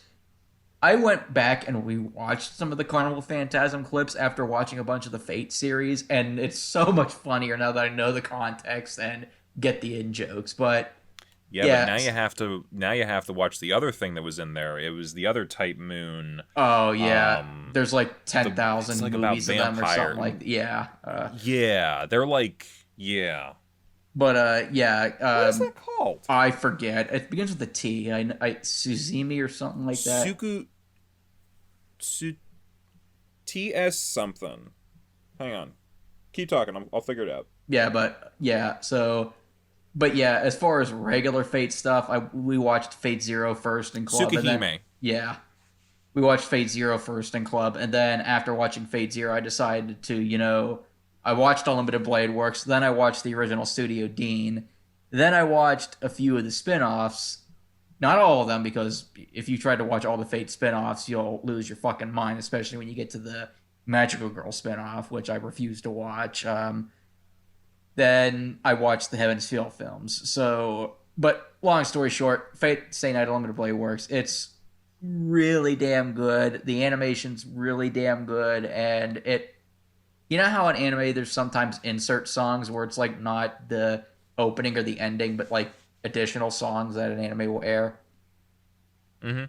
It has my favorite anime insert song of all time. It's called Last Stardust by Aimer. It plays during that fight I mentioned earlier, and to say it's an epic moment would be an understatement. Like, I can understand why some people are afraid to get into the Fate series because again, it's like one of those like minefield type questions where do you start? And I would say start with Fate Zero, but I know a lot of people got turned off by the slow pace at the beginning of the show, which I can kind of understand because the first couple episodes are, a little expository in nature. That's kind of why I had them on my honorable mention as opposed to like on my actual top 5, because it's the meat of the series is fantastic, but it's hampered by the fact that it is an anime original prequel to a series of visual novels. And like, so the beginning and ending of the series are kind of hampered in the fact that they have to spend the first episode or two establishing where you are in relation to the sequel series, and then the last episode has to set up the sequel series as opposed to having its own ending. Yeah. So, yeah. But I would say, but it still has Ryder. Well, yeah, Ryder is the greatest servant of all. Oh, Ryder's best boy, but Ryder's best boy, best girl, and best person. I mean, Saber's my ultimate anime waifu, so I kind of have to. Well, Ryder is my ultimate anime waifu. You know what? He can. Mine could kick yours ass. They never fought in the show, so we never know who will answer that. Oh God, that would have been a fight. Oh my God. But yeah, if I would say to recommend anybody to get into Fate, I'd honestly go with Unlimited Blade Works first. I think it does a decent enough job at setting you up if you've never seen anything with the Fate. And then if you like Unlimited Blade Works, then I would go back and watch Fate Zero. And then if you want to maybe lose a few brain cells but have an entertaining time, watch the original Studio Dean show. And then if you like you could just play the game. Yeah. There's that option. Well, do you like hentai? Because the visual novels are hentai. I'm not going to answer that in public. Yeah. That's a yes. That's a yes. The original Fate Stay Night visual novel is an eroge. Like, it has a I'm sure you can find a censored version of it, though. I'm just saying, like, Fate Stay Night has incredible story and lore, but they don't skimper out on the sex. Let's put it that way. For some people, that's an endorsement. I mean, you do you. I've gone on long enough. Unlimited Blade Works. I love it. I am the bone of my sword. Okay, now you're just like, are you setting me up for an innuendo now, or what's going on? You don't talk about hentai and then say, I am the bone of my sword. You do with that information that you like. Oh boy. Where are we at? Is it am I up for 3 now? Yes, you're up. Okay. Well, not to get into more hentai, but wow. So my number 3 is what? He said Boku no Pico.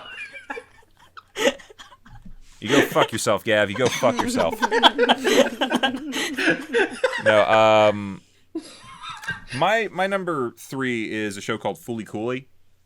It's actually rather short. It's a 6-episode anime about a kid who's living in a town, and he is essentially just growing up and not knowing exactly how to do it, but trying to pretend like he does. And a girl named Haruko shows up in his life, professes that she is an alien, and beats him over the head with a guitar till a robot comes out.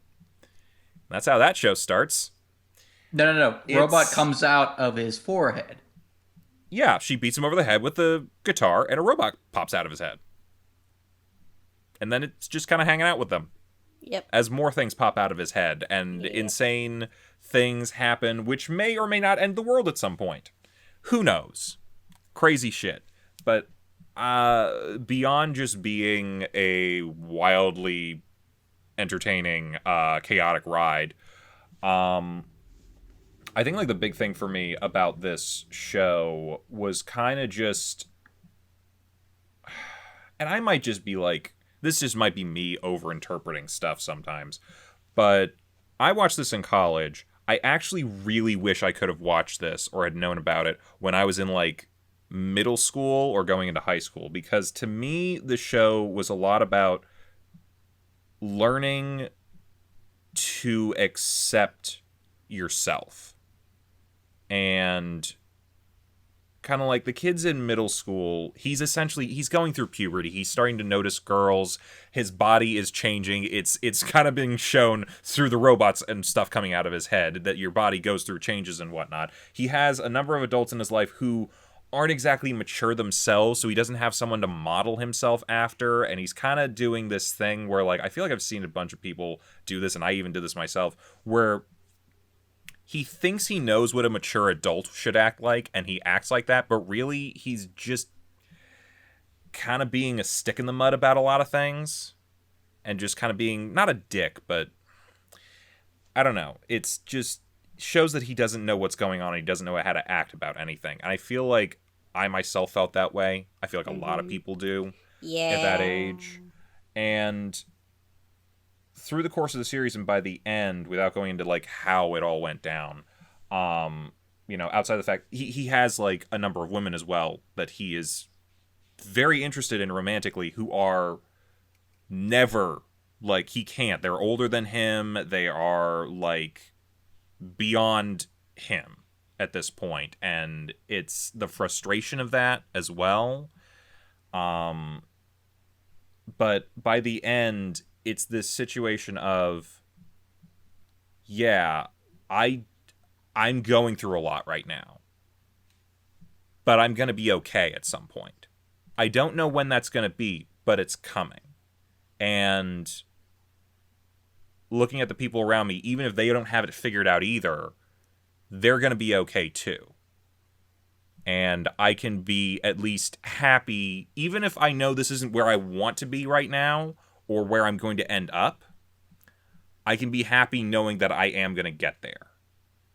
Whether that's him just making it through middle school, or dealing with unrequited love, or, becoming an adult or not becoming an adult fast enough, or whatever else, or, he has feelings about his brother who moved away, and a whole bunch of things. The kid, and quite frankly, everyone in the show is in one way, shape, or form dealing with the fact that I don't think any of them are where they want to be. And I don't think any of their lives are going the way that they want them to.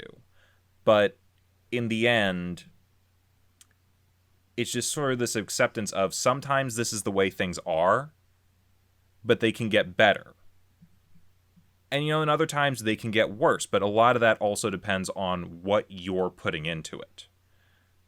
And by the end, I think the kid is willing to open himself up a little more and be a little bit more accepting of himself and the world around him and the situation that he's in, that he's able to start making steps of moving forward to become an adult, become a man, become a more confident person, become whatever it is he feels like he should be.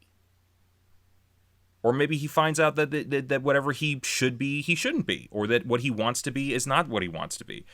There's a level of uncertainty in all of it, especially in the ending, which I think is another one of those endings that just really works for the show.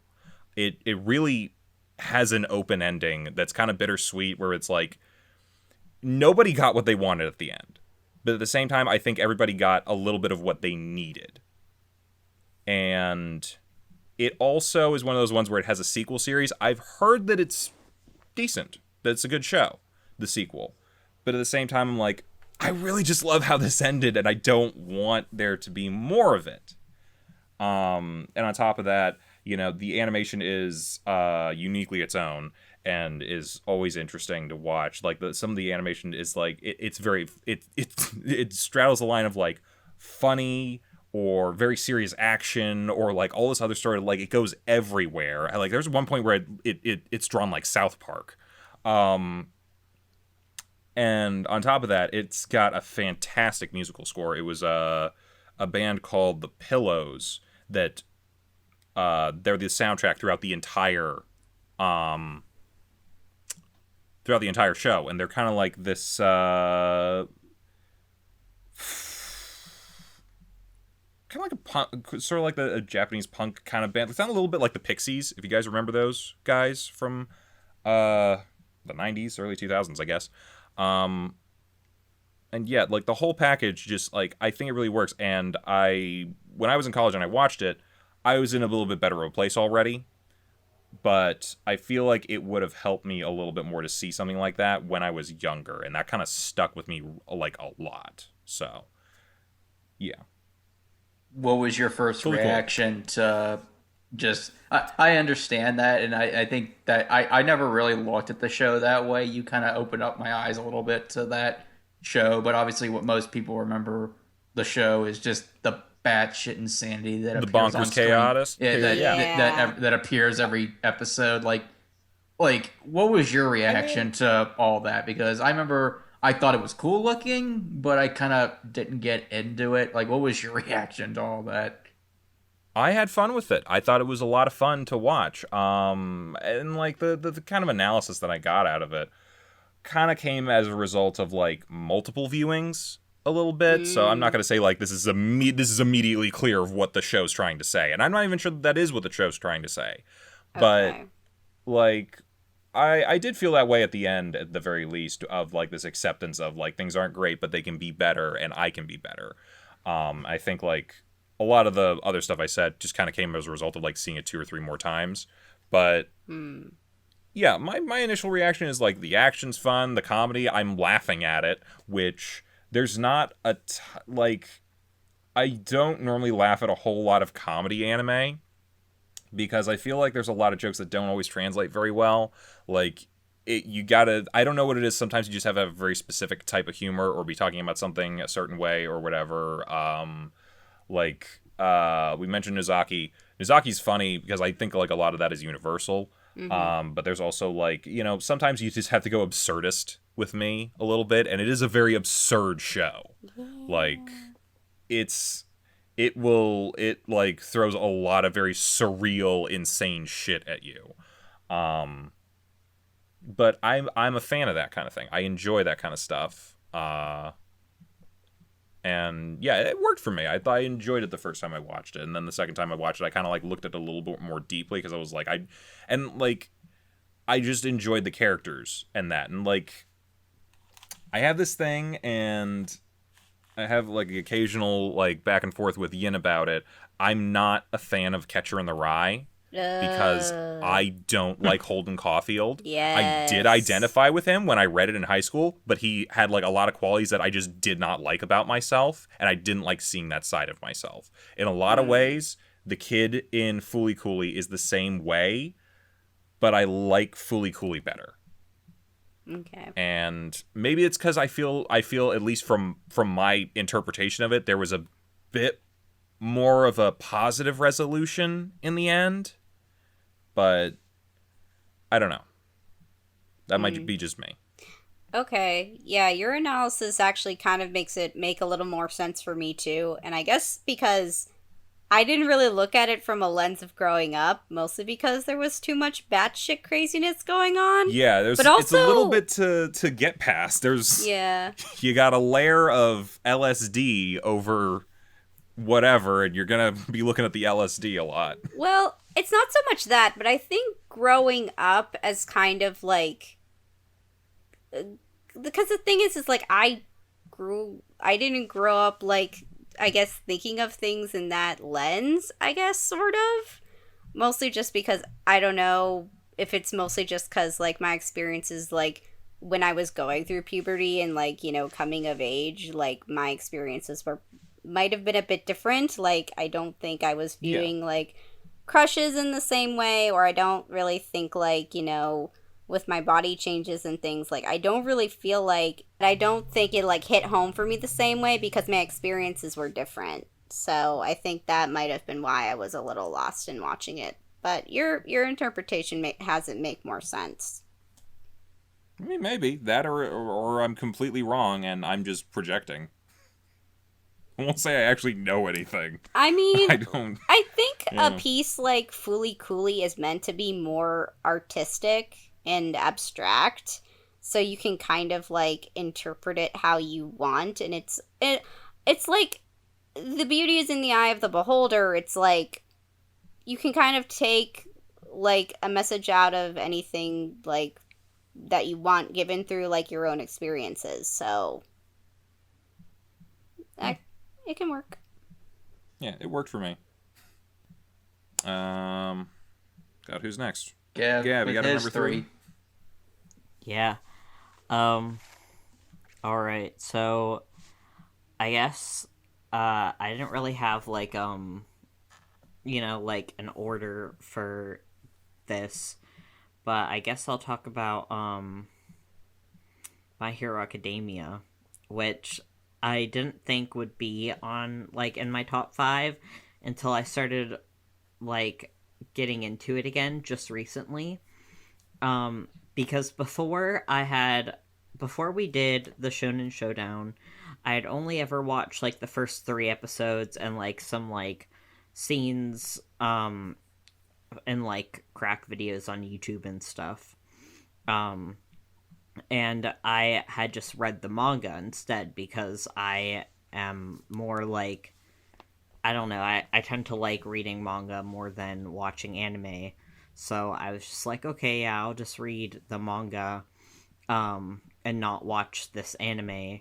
But then I was like, you know what? I want to continue reading the manga because I know a lot of people who are reading it as it comes out and, are like saying like, oh, it's so good and, like blah, blah, blah. And I don't want to spoil myself by reading like what they have to say about it. So I was like, okay, well, I should continue reading it. But then I was like, I kind of forget a lot of what happened, like, at the beginning, like, in specifics. Like, I knew what happened, like, generally, but, like, specifically, I was, like, kind of forget, like, some of the order of the things that happened. So I'm just gonna go and watch the anime. And let me tell you, so I've been watching the anime, and I've been like binging it, and I can't say that I do that for most other things. Like I'm the kind of person who I hate watching stuff by myself. It takes me a long time to get through things, especially if I've already like seen it in some other form of media. And so I was like pleasantly surprised when I found myself like watching My Hero Academia, and I was like, oh my god, like I'm actually like watching this and wanting to like keep watching it like episode after episode after episode.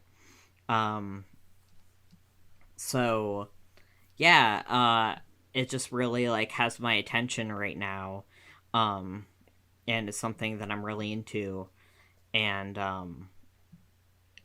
I don't know like what exactly to talk about because we've already talked about it before. Specifically when we were doing like our little like gush session about it when it like didn't go on to like the finals in our Shonen Showdown. But I guess I can say that if you haven't watched our Shonen Showdown and you haven't seen My Hero Academia, it's about a boy named Izuku Midoriya, and he is born like in a world of superheroes and like villains, and it's a world where people have powers which are called quirks, and but he's quirkless. He doesn't have a quirk himself, and he really wanted to be a superhero growing up. He really looked up to the superhero named All Might, and so he like keeps trying, and he keeps these notebooks that are like full of like hero notes and stuff that he takes just from like analyzing and examining like all these different heroes and villains and like his classmates and his like childhood friend Bakugo, which you know, we know how we feel about Bakugo. But anyway, and so he meets like All Might and like a freak accident where him and like Bakugo get like caught in this like slime monster that's terrorizing this like town, and All Might like doesn't have a whole lot of like power left in him because of this injury that he sustained fighting this villain like years ago. And like Izuku finds out about this because his like timer on his like, I guess like buff like form runs out when he is around him. And he's like, yeah, this is what happened to me. Well, not the full extent of it, not yet anyway. We'll get to that. But he's like, I have this power called One for All, and I pass it, like gets passed down from person to person. And at first he doesn't like see the resolve in like Izuku, but then Izuku like rushes in to save Bakugo like by himself from the sledge monster, and he's like, you know what, you reacted like I did when I was younger and wanted to be a hero. I think you have what it takes to be the next All Might and to have One for All. So he gives his power to Izuku. Well, he trains him and then he gives his power to Izuku, and then Izuku applies for UA, which is like the Hero Academy for high schoolers. And so he goes to school to be a hero, and All Might goes like just started being a teacher there, so it's very, you know, like useful and stuff that he's there with him. And you get to like see all these other cool like quirks and stuff from all of the like students and teachers that and villains that Izuku meets along his like journey in becoming a hero. And the first like season's kind of like establishing all of that, and then you get the second season, which is like the sports festival, and then the Stain arc, which takes place during the internships that they have to do with pro heroes. And Stain is a villain. He's called the Hero Killer. And then after Stain kind of like sets the stage like for all these other villains to want to join the League of Villains who attack during the first season, while they're at like USJ, which is this kind of like training facility that the students go to for one of their courses. But anyway, there's all these people joining the Villain League, and they are crazy like powerful, and they have these very like interesting quirks. And I just think like what I like about this show so much is that all the different kinds of like quirks you get to see and ways in which people use them for either good or bad. Like what exactly do people consider like good versus evil, and just kind of like seeing all the students like grow as heroes and like grow like character development too. It's just it's a good ass show. I don't really know exactly like what else to say about it without getting into like too much spoilers if people want to watch it. But yeah, I do want to watch it. Don't spoil it for me. I'll say this, Gav. Okay. One of the things I love about the show is just the interactions with Class 1A. Like, I think the cast of Class 1A just works so well together, and they have so much great interactions. I don't know if you feel the same way. Oh yeah, for sure. Definitely. They're like their friendships that they like establish between like with each other is just very very good, and the way in which they like find out how their like powers work best together. Like that's one thing that's cool about the sports festival is they like there's a part where they have to like pair off with each other, kind of like whose quirks do you think will work well with each other, and it really shows like I guess teamwork, and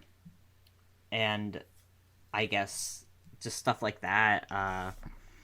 It's really strong in those areas, like showing like how people like work together, the bonds between people, like character growth, growth between like team, like growth from teamwork, individual growth, just like personal growth, like just everything. Sorry, I'm running out of like words here. But yeah, it's a really good show. You should definitely watch it, Al. I know you're planning on it. Yeah, but everyone should watch it. And don't feel bad about binging, Gav, because I watched the first 3 seasons and the first movie within a month. So yeah, I feel that. Was that everybody's 3? Yep. Wow. I'm definitely going to have to look into My Hero Academia, but I'm currently on a binge myself for that's actually for my number 2 right now. Because we actually watched it for Shonen Showdown as well. Because my number 2 is Naruto. And, like, Envy, correct me if I'm wrong, but you originally hated this, but even you turned around to it. I mean, my biggest problem with the show was Naruto himself. I just found him insufferable at times. But during the last episodes we watched up until the finale, he wasn't annoying me. He was actually saying and doing some smart shit. Yeah, I'm currently watching through it with Yin, and it has proved to be not their favorite anime of all time, because that's Hamtaro. They're not here to refute it, so it's canon now, but anywho, not the point. No, this one's an important one for me because it kind of kept me into anime. Outside of being a show that I just really love, and just a really good show, which I've talked about throughout Shonen Showdown whenever we were going into it. I've also gotten into its flaws as well, because it has a number of them. But the big thing for me was that, like, at the time that this came out here, and it came out on Toonami and that, I was kind of getting out of anime a little bit. I wasn't really watching it or seeking it out. I was kind of, like, starting high school, and you know, there wasn't a whole lot that I was like, I really wasn't watching Pokemon anymore, and that was kind of the big thing, and like a lot of those other ones like Yu-Gi-Oh!, even Digimon and that sort of stuff, like I wasn't really enjoying a lot of the series that were happening right then and there, so it was just kind of this thing of like, I'm outgrowing this. And then Toonami started having like promos for these new anime that they were showing. It included things like One Piece, Bobo Bobo Bobo Bobo, and a number of other cool ones. And one of them was a show called Naruto, which they kind of like showed like their opening and like some scenes from it. And I'm like, oh, that kind of like reminds me a little bit of like Dragon Ball Z. That was like what something I watched when I was a kid, but it might like, might do something different from it and that. So I checked it out. And I just started loving it right out of the gate. And I just kept watching and watching and watching. And that's like, it was I feel like I've mentioned this during Shonen Showdown. It was the first anime that I started seeking out beyond just watching it week to week. Like at a certain point, I found out, like on YouTube, I was like looking up just like clips of the show. Because YouTube has just like been out for a year or two at that point. And I started like looking up clips and that, and I eventually started finding some of the episodes that were like broken into 3 parts, 360 pixel Yeah, quality. I do remember those days. All that sort of stuff. But like, I remember seeing whatever episode it was that had come out that week on Toonami. Apparently, the next episode had already come out in Canada. So I watched the Canadian version of it on YouTube.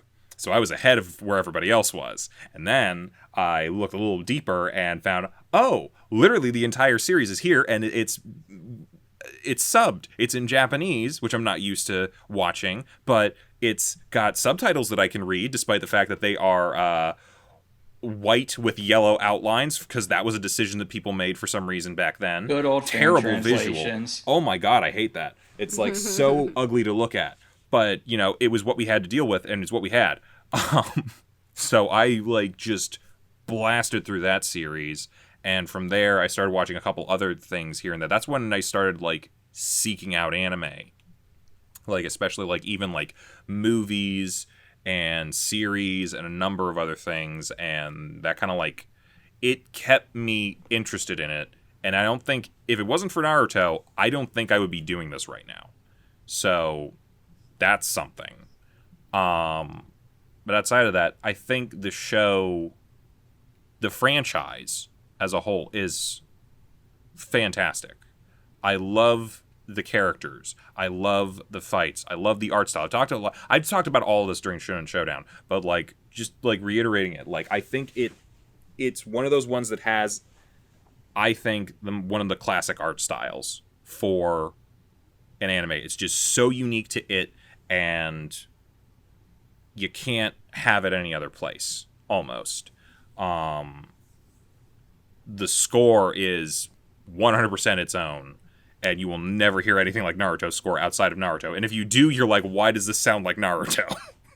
It's weird. It's like hearing Star Wars in a separate movie that's not Star Wars. You're like, why are they playing Star Wars right now? Yeah, I don't want to go into too much more because I feel like I've already, like, sung this thing's praises and decried its failings in Shonen Showdown. So if you want, like, more on that, go check that out. But, like, yeah, I think it's got some of the best arcs in a shonen. I think it's got some of the best fights in a shonen series. And it's definitely it's my number 2. And if it wasn't going to be my number 2, if it weren't for this one, I never would have seen my number 1. So it's going to keep a very high position for that as well. Nice. Yeah, I'm definitely going to watch more Naruto myself. Yep. Who's next? Are we back in the... I mean, we kind of skipped going Envy Oh, wait, first. did we? Yes, we did. Yeah. Oh, shit. We started number 3 with me. So I'm sorry about that. No, you're fine. I didn't want to. I didn't want to interrupt your impassionedness, so it's fine. Well, I mean, do you want to go next? Yeah, I'll do my number 2. Yeah. Well, my number 2 is kind of cheating, but I don't care. This is my list. It's not so much a show, but it's a series. David Productions' JoJo's Bizarre Adventure. I'm pretty sure there isn't an anime fan alive who hasn't heard about JoJo at this point. Even if you haven't seen it, you've seen the memes. You've seen the character designs. You've heard the quotes. It's one of those pop culture anime things where, like, it's integral. Like, it's basically a part of pop culture at this point. Like, I've said it's like the most indie. It's almost like the Rocky Horror Show, and like it's a cult series that has gone mainstream because it's nothing mainstream like the big 3 back in the day, like Naruto, One Piece, or Bleach. But it's not obscure either. It's like its own breed of show, and I always say that it's like the best B movie of all time because it's. I mean, when you think about it, there's a reason why it's called JoJo's Bizarre Adventure, because there's a reason why JoJo without context clips are so popular on YouTube, because even with the context, it's still weird as shit. But yeah, But yeah, like obviously with the Shonen Showdown, not the Shonen Showdown, for yay or nay, we watched the old OVA shows from the 90s and the early 2000s. But I'm particularly talking about the modern incarnation, the one that was done by David Production. I mean, I mean, if I tried to explain the plot of JoJo, we'd be here all night. But I'll just say JoJo has its own part, has 8 parts, 5 of which have been animated so far. Phantom Blood Part 1 with Jonathan as the main JoJo. Part 2 Battle Tendency with Joseph. Part 3 Stardust Crusaders, which is my favorite personally, with Jotaro. Diamond is Unbreakable Part 4 with Josuke. Part 5 Golden Wind with Giorno, which just got animated a couple years ago. Part 6 Stone Ocean with Jolene, which just got announced for an anime adaptation sometime this year, which I can't wait for that. And then what? I said woohoo. Oh yeah, part 7 with Steel Ball Run with Johnny Joestar, and then part 8 JoJo Leon, which is still ongoing. It's literally the manga for JoJo Leon turns 10 years old this year. Rocky is still making it, which is insane. But yet again, I can say that about a lot of long-running manga series. But I mean, the thing about JoJo is that obviously it's not going to be for everyone. But the thing about JoJo is that it knows exactly what it is, and it is unabashedly not afraid to be what it is. Like, it wears its influence on its sleeve. Araki, the main creator, he is definitely influenced by buffness, fashion, and music. Movies. And music. And obviously, you know, JoJo was not the first, you know, shonen anime, because Fist of the North Star came first, but JoJo has been around so long, since 1987, that's when the first manga came out, that you could just see its influence in so many different ways.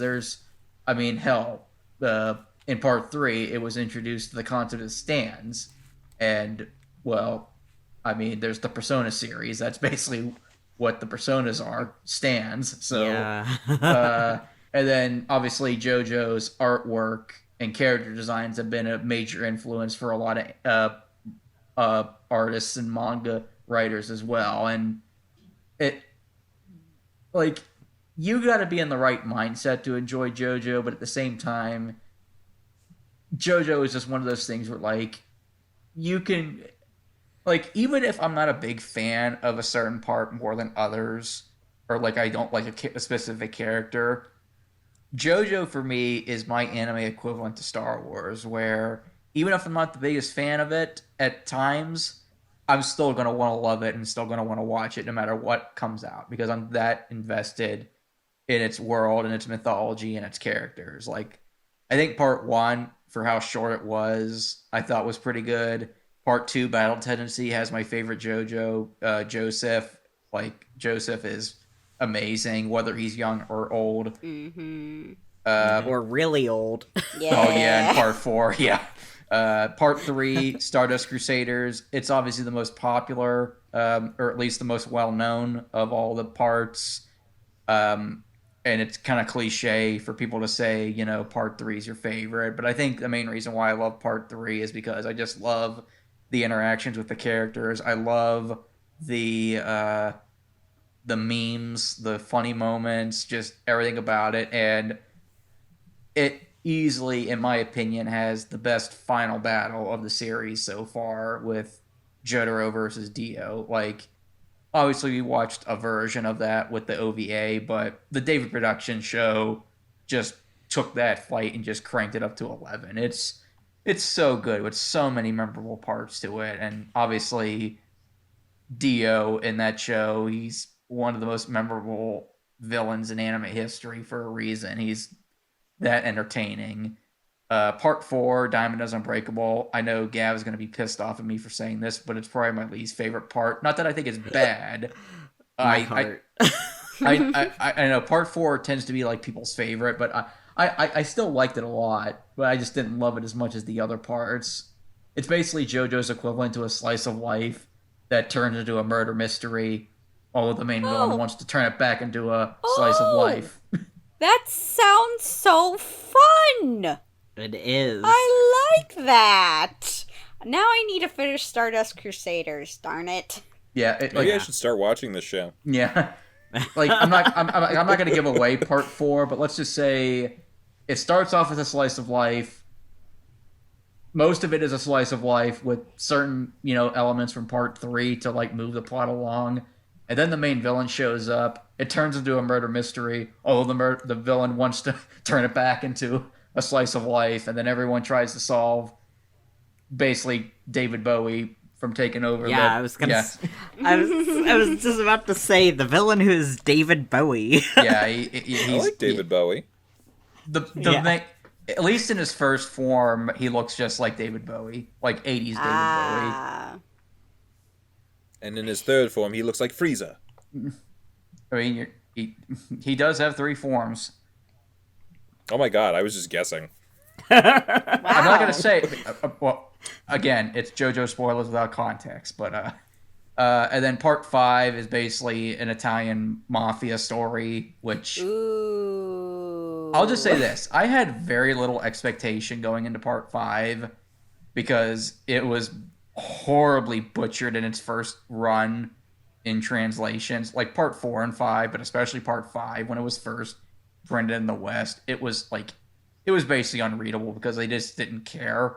But in newer translations, obviously fixed that. And part 5 is honestly my second favorite part after part 3. I really enjoyed part 5 a lot. It's got so many great moments, so many great characters. The cast in part 5 might honestly be my favorite cast in JoJo history, and has some of the best Jo bros in history, like Mista and Bruno. Like Bruno and Mista are like amazing characters, and it has my favorite moment in JoJo history. I will say it, a spoiler about it without context. 7 pages. That's all I'm going to say. JoJo fans will get that reference. Everybody else will be confused. I'm confused. Yeah. And then part 6, which is going to come out sometime this year, it stars Jolene, Jotaro's daughter, and it basically, she is put in prison for a crime she didn't commit, and she's trying to stop a priest who was a disciple of Dio from resetting the universe in his image. So, yeah. That'll be interesting. So it's like an occult thriller mystery kind of thing. No, it's more of a prison break with I don't know a lot about part 6. I know some of it with some of the characters, but it kind of deals with like a prison break / trying to stop like the main villain is literally trying to reshape the universe with his stand. Yeah. Doesn't he succeed? And then part 7 was a reboot of the series. Like parts 1 through 6 are its own continuity. Part 7 is a new continuity, and I can't wait for it to be animated because I hear part 7 is the most batshit insane stuff in JoJo history. Like Raptor Jesus. Wacky races? Yes. Raptor the main plot. Jesus. That's all I know. Yeah, JoJo and his friend Gyro are trying to race across the country to get the parts of Jesus from... That would be a great restaurant name. JoJo's Gyros. Yeah. Johnny and Gyro trying to get the parts of Jesus and a race across the country from the President of the United States. Like, Yep. What more do you need? And then... Yep. Dinosaurs. Yeah. And Dick Dastardly. Yeah. And then part 8, I'll say this. I don't know much about part 8. All I know is that part 8 has probably the best girl in the series other than Jolene. There's a guy named Joshu that every fan loves to hate, and the main character has 4 balls. So there's that. Ah. He should get that looked at. Yeah. Man, But- you like... It Sounds like a all. problem. There's a reason for that, though. Ah. There always is. But yeah, like JoJo's Bizarre Adventure, it's just one of those things where I embrace the memes. I embrace the community. For the most part, the communities, as far as, online communities, most of the community is pretty chill. There are some toxic people, but we tend to just ignore them. The majority of us, we just kind of just embrace the memes and embrace the wackiness. And in this day and age, I appreciate that a lot. And I mean, it's JoJo. Like, you've seen it in some way, shape, or form. There's no escaping it. Yeah. Oh man, you said so much about JoJo. That was your number 2, wasn't it? Did he take one of your shows? Yeah.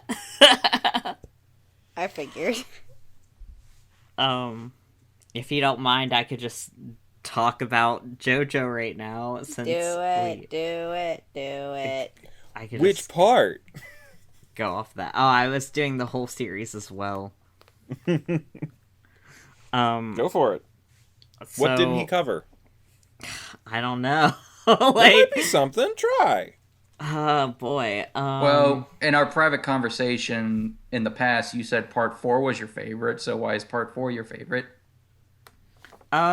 Because of like all the characters and the slice of life kind of like aspect it has. It's just a lot of fun.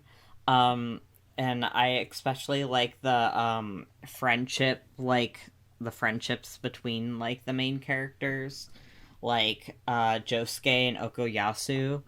Okuyasu's my favorite, like, of all time. He's just so goofy.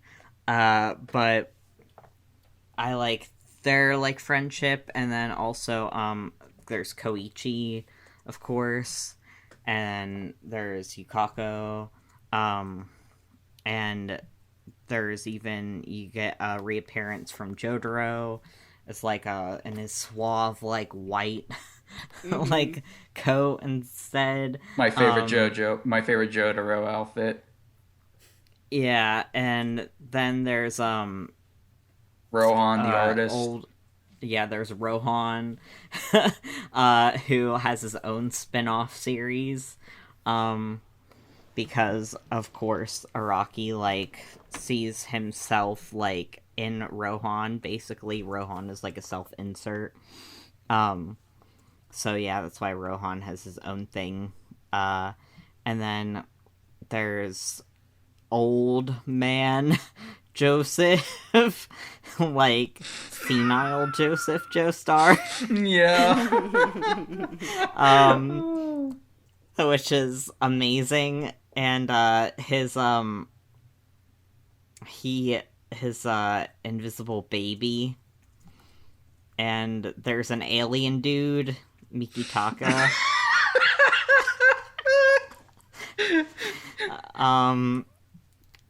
And it's just wild. I don't know. I just love it so much.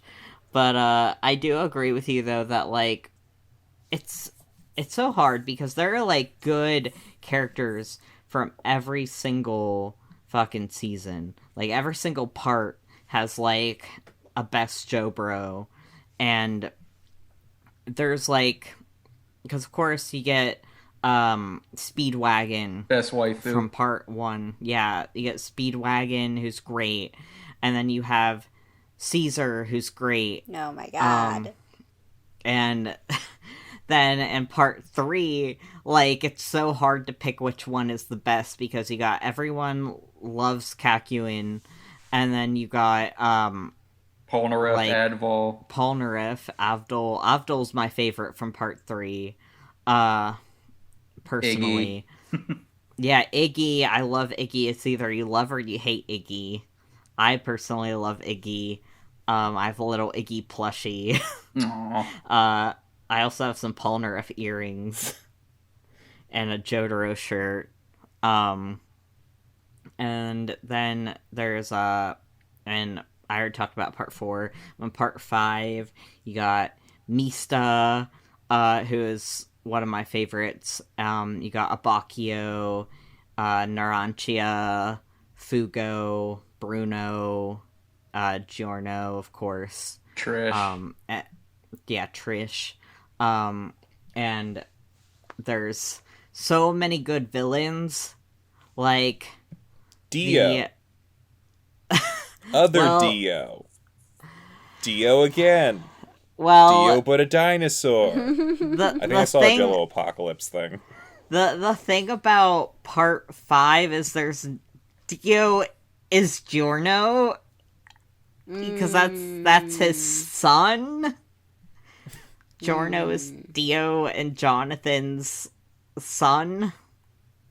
Yeah. I say Jonathan because it's Jonathan's body. I mean, it was Dio's head on Jonathan's body, so technically, even though subconsciously it's Dio's son, biologically it's Jonathan's son, so try to figure out that family tree. Yeah.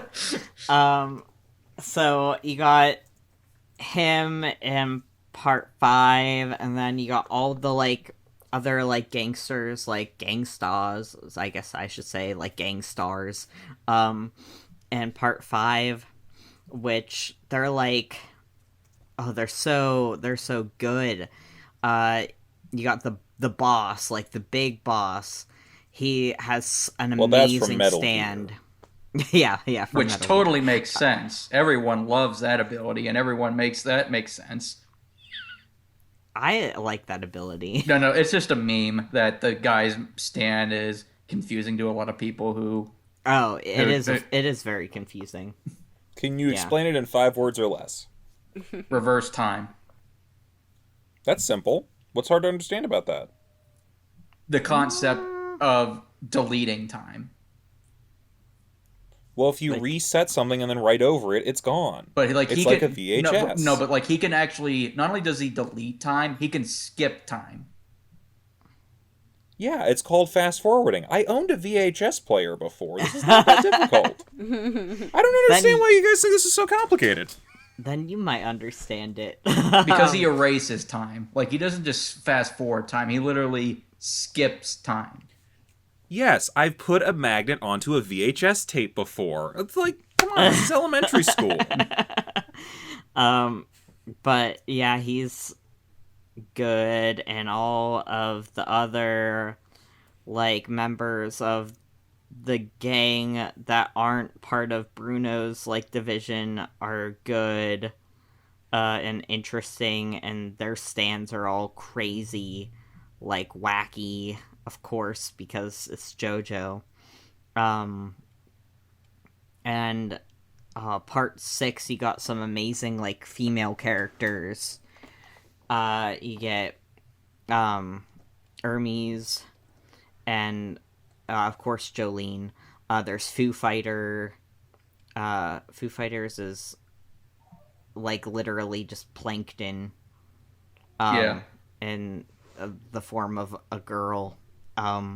Wait, plankton like the animal, or plankton like SpongeBob? No, it's literally a form of sentient plankton that came and formed together to form a humanoid female-looking person. Yeah.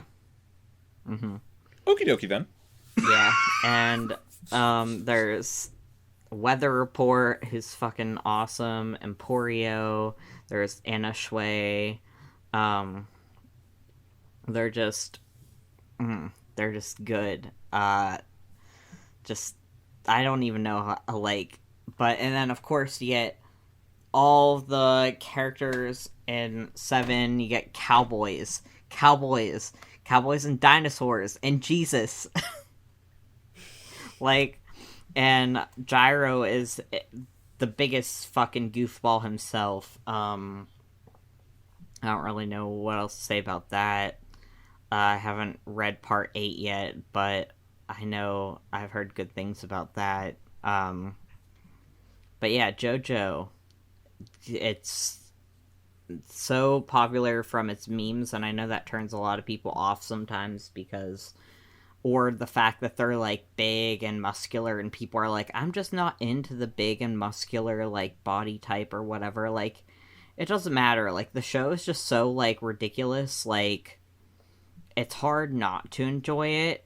And plus, they're not even that buff, like, in parts, like, 4 and 5 and 6, like, and 7. Like, I feel like the buffness factor almost kind of goes down. Yeah. Or was the in buffness factor so high that everybody just started looking normal and skinny? Like, what is buffness when all are I think buff? starting in part 4, Araki really started to focus more on, like, the fashion and the looks of the characters a lot more. Because, like, part 5, like, there's a reason why JoJo designs, I shit you not, have actual Versace and Gucci displays in real life. Like, they're, like, JoJo's designs are actually really well acclaimed in real life. And I think I think Araki really, like, as part 3 ended with, like, you know, the match of the century, Jotaro versus Dio, the ultimate muscle men against each other, I think he kind of just realized, you know what? Instead of it being like, you know, your typical shonen, I'm just gonna make this as gay and flamboyant as possible with fashion and musical references out the ass. Yeah. Well, it already had musical references out the ass. But literally in, like, parts 4 and beyond, like, almost every stand, minus the ones from, like, previous parts, are named after a musical reference. My favorite villain from part 4 stand is Red Hot Chili Peppers. Yeah. Have there been any Who references? There might have been. I can't remember off the top of my head. Yeah, there's so many that I, like, don't know all of them by, like, name, which is, like, I applaud those JoJo fans that are, like, so intense that they, like, know every single, like, character and stand name just, like, off the top of their head. They're like, yeah, remember that guy from this chapter and he has this stand, and I'm like, yeah, oh boy. Al's former roommate in college. Oh, yeah, I'm like, I can't remember all that, but good ass series. Would recommend. Would bang. Yeah, would bang.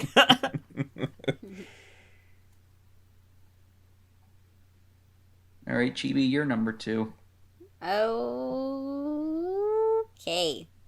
So, and I'm just gonna preface this by saying again, my number 2 is technically not a number 2. It's technically just a favorite. But if you guys have been paying attention to the list of genres that I gave previously, during this talk, we've hit at least 3 of those genres, and we haven't talked about the last one yet. And the last one was magical girls. And the last 2 that I'm going to mention are magical girl shows. 2 of which that are pretty near and dear to my heart for 2 very different reasons.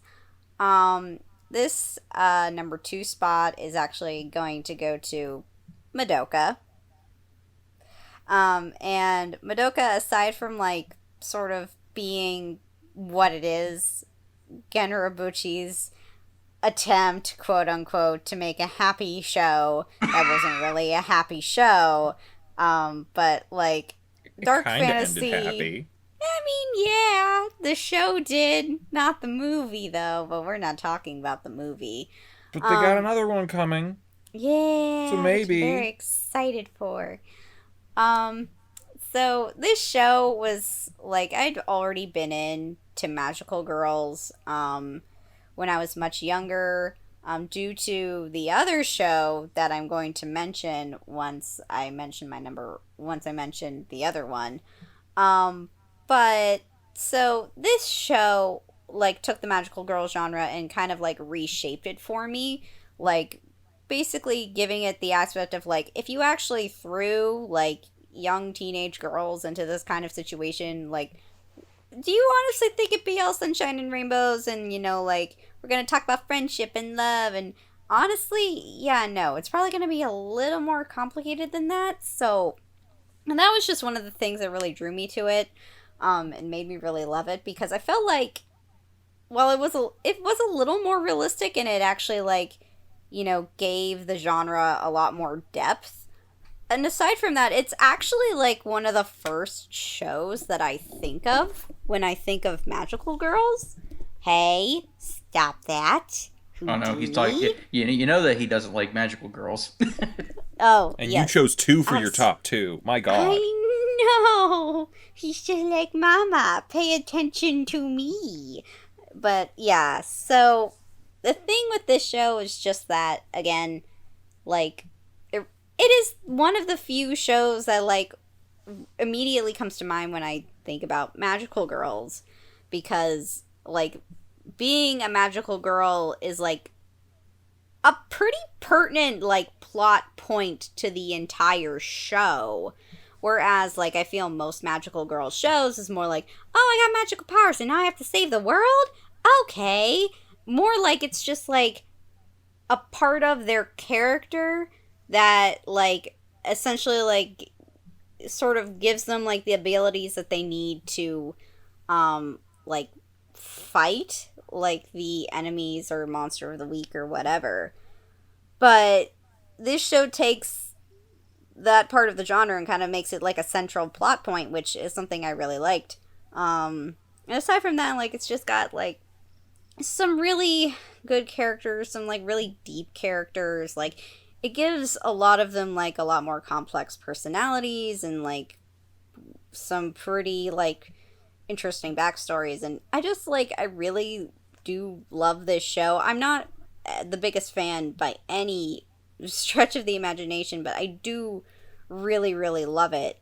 And that's all I'm gonna really say about that, because we are running long. Yeah. Well, this was always going to run long. We knew that. I mean, yeah, but still. Was that everybody's 2? Yep. I believe so. All right. How do we... Well, Sorry, I think I'm... Sorry, I thought I was going to sneeze for a minute. I was like, Yeah. Oh, I hate when that happens. Yeah, and then nothing.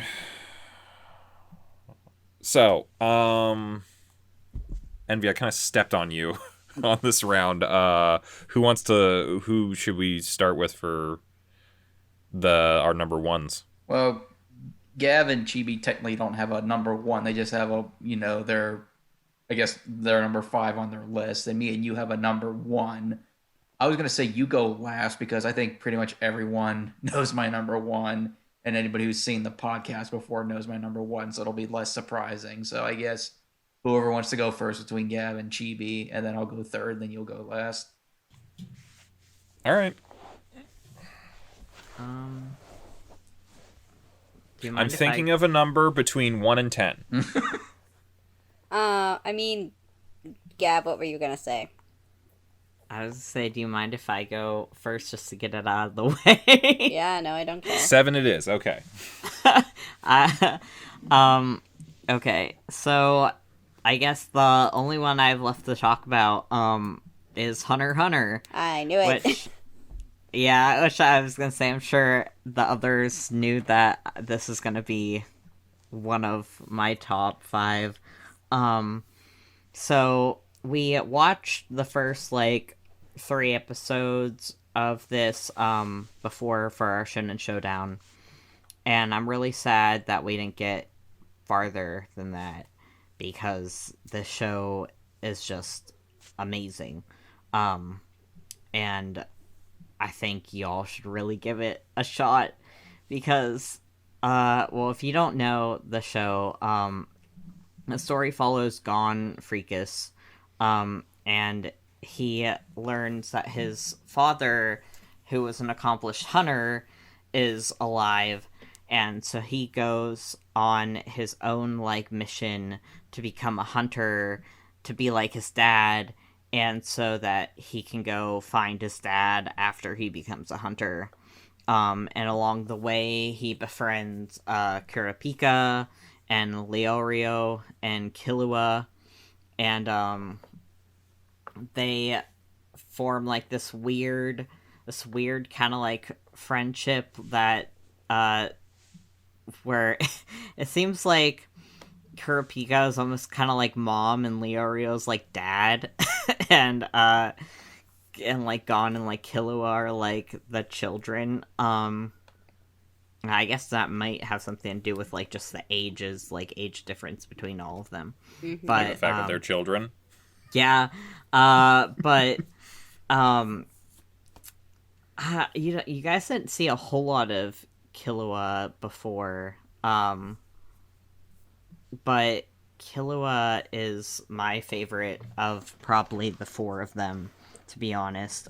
He comes from a family of assassins, so Killua knows how to kill a bitch. He knows how to kill a man. He's not afraid. He's got kill in the name. Yeah, he's not afraid of anything. And except feelings. Yeah. Wait, am I right? He is kind of like emotionally like stunted at some points, but he like develops like a really strong friendship with Gon. And Gon and Killua are like, their friendship is so cute. It's like so sweet, and I don't really know how else to describe it, but they're the best, and I'm like having a hard time describing it because I'm getting all like feelsy up in here talking about it. But the way you described it, almost for a second, I was thinking of John Wick and his puppy. Oh no.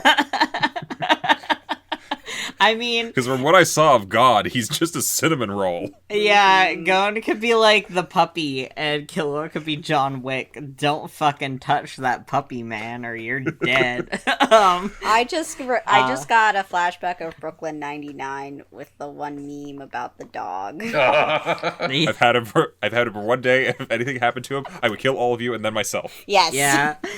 Basically. And they run into, like, these other hunters, like, along their way consistently, like Hisoka, as you guys know and hate. But who's the funky-looking, like, clown-looking dude, who's a deadly transmuter who takes an interest into, like, in Gon specifically. And it's like, I'm trying to think how else to... Okay, so you get them. At first, they're in the hunter arc, and they're trying to become hunters. And you realize, like, why are some of these people a lot stronger than, like, everyone else? And it's because they have manifested parapsychological abilities. Which That's a big word. Yeah. That's the final, like, requirement to pass the hunter exam, basically. Oh.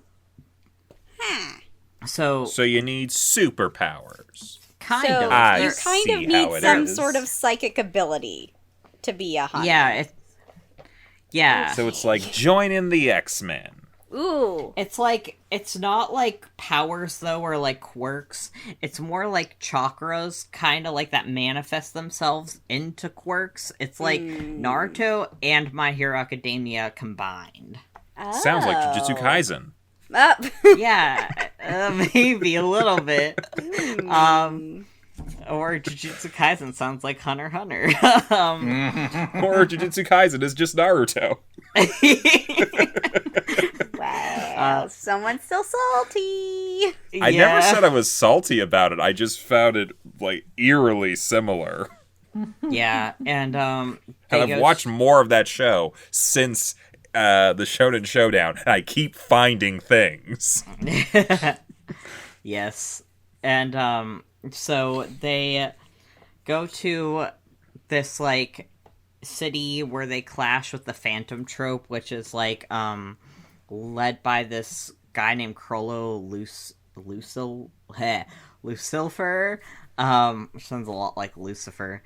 But and I guess they're like, the Phantom Trope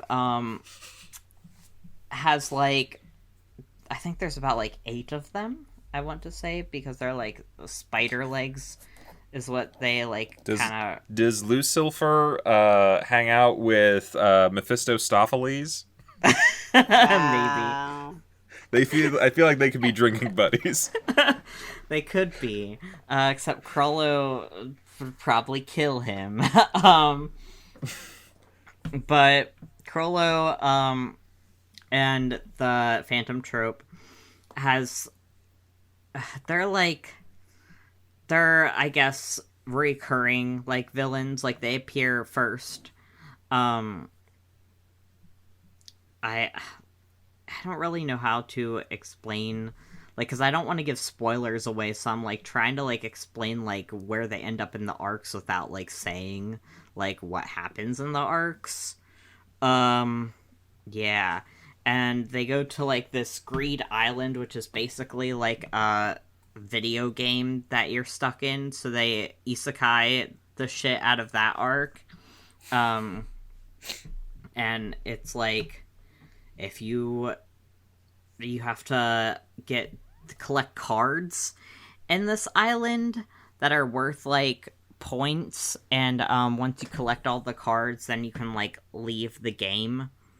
Dude, you guys didn't see it, but there was an arc after the Duelist Kingdom thing in Yu-Gi-Oh! Where Kaiba gets trapped inside of a video game, and everybody has to go in and save him. Oh, God. That's what it sounds like to me. Yeah. But it's they discover a secret about the world, about the scenario, that I'm not going to get into because that's just another big spoiler. But they're trained by this. They live in the Matrix? No. Holy shit, am I close?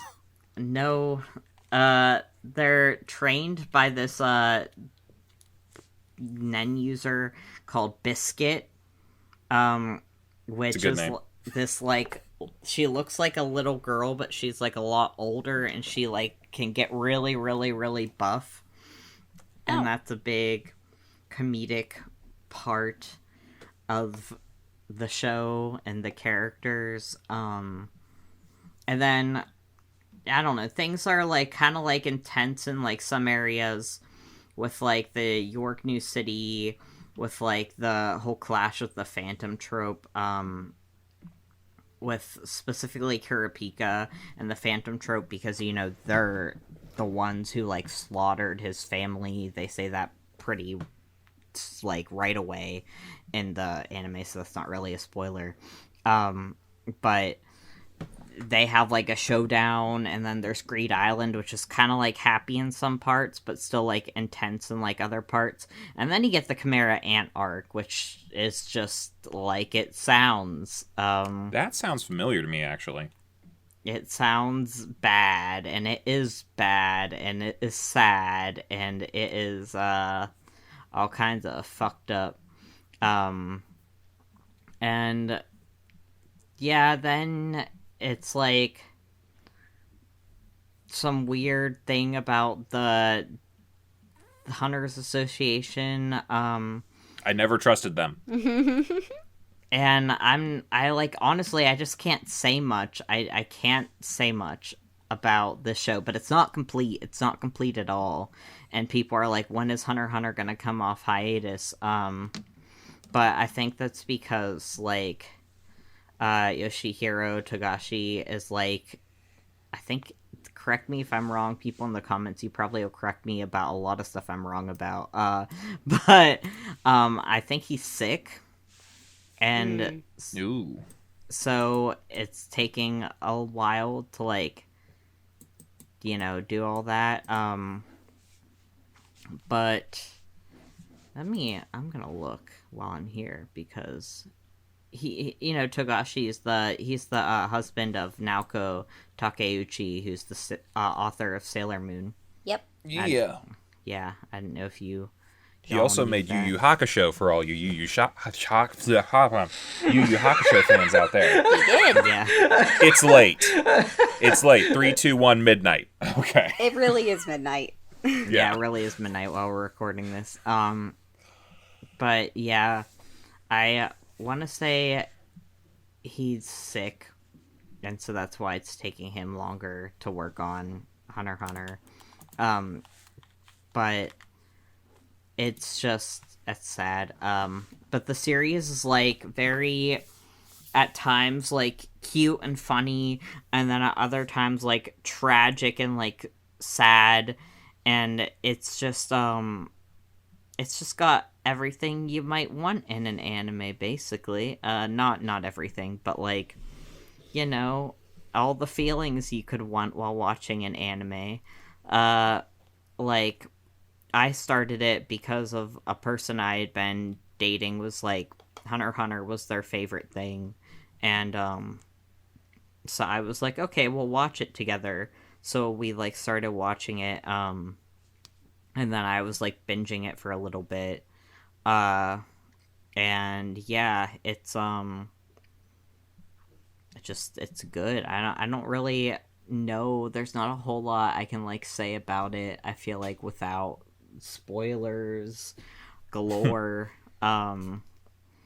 But it's like there's so many people who are like into Hunter x Hunter, and so I feel like there's a reason why like people like it so much. Is that it's really fucking good, and so I think you should give it another chance.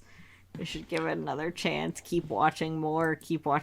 And the reason why I'm saying give it another chance is because it didn't do very well in our Shonen Showdown. But like, yeah. Well, its first competitor was Jujutsu Kaisen, so yeah. Yeah. I think the only reason that and quite frankly Yu Yu Hakusho did not make it very far was because they feel a lot more like slow burn anime that need to build up, and that kind of feels like that's what that guy's writing style is, because like I watched a little bit more of Yu Yu Hakusho after they got eliminated, and it consistently keeps picking up. Yeah. Like, I think he's one of those people who's like, I'm going to establish this so you love the characters by the time the real plot starts, and then when the real plot starts, you're going to really give a shit, and the stakes will be high at that point. And that's a legitimate way to go. But, you know, if you're like doing like us sometimes, where it's like, okay, we got to judge this 3 episodes at a time, it's like you're not always getting everything that you want out of that beginning. Yeah. Nah, I can understand that. Yeah, like once they develop their Nen abilities and their, like, you know, those parapsychological abilities that I was talking about, things really pick up in pace. So I say just give it another shot, please. Well, as soon as I'm done rewatching Naruto and Shippuden and My Hero Academia and Yu Yu Hakusho and Dragon Ball Z, I got really into that one too. I think I could give this a shot. Oh, and JoJo. I need to start watching JoJo. Gavin internally screaming on the inside. Just watch them all at the same time. Simultaneously. Oh. We really had to, like, I don't know if you guys ever saw those memes of, like, when there's subtitles at the top and bottom of the screen, you have to turn on your Sharingan. Mm-hmm. Yeah. All right, Chibi, you're... So, mine. Well, this is a show that we've actually already watched on here. Tell me what I think it is. Oh, tell me I think it is what it is. I mean, would you be surprised if I said Tokyo Mew Mew? No. I would not. No. I don't think anyone would have been surprised because, again, it's a magical girl anime, and I haven't talked about it yet. But this show is very near and dear to my heart. So it was like actually like when I was 10 and first started watching it, it was like the first anime that I actually like really watched as an anime. And it was basically my gateway anime into all the other animes that I would get into after that. And it's just that I do love the dub. The dub is great.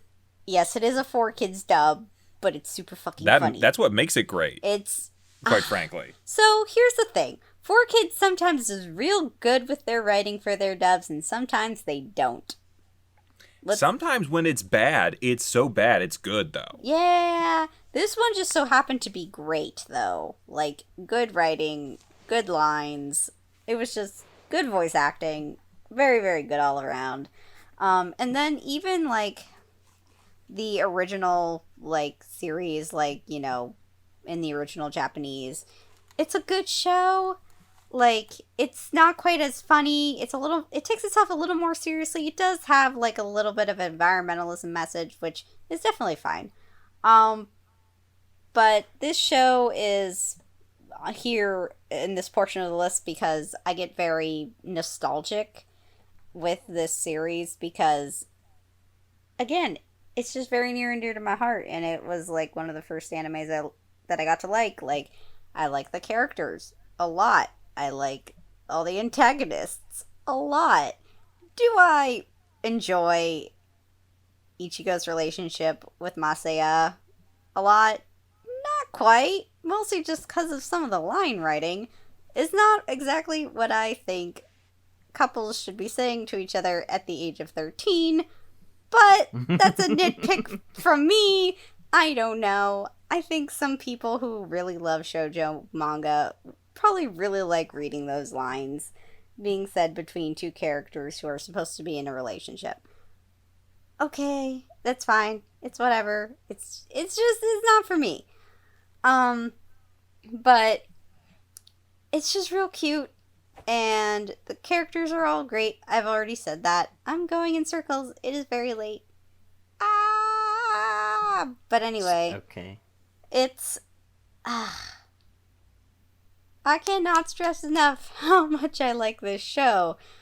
I can't wait to cosplay. I'm very, very, very excited that it's getting a reboot in, like, 2022. Ooh, whoa, what? Yeah, it's getting a reboot in 2022. I didn't hear anything about this. No, remember? Yeah, it was a couple years ago before COVID. I put that in the group chat, and you had PTSD flashbacks. It was right after you guys finished watching the second season, or the second part in the sub. I thought it was like a sequel series. They're like restarting the whole thing? Yeah, it's a reboot.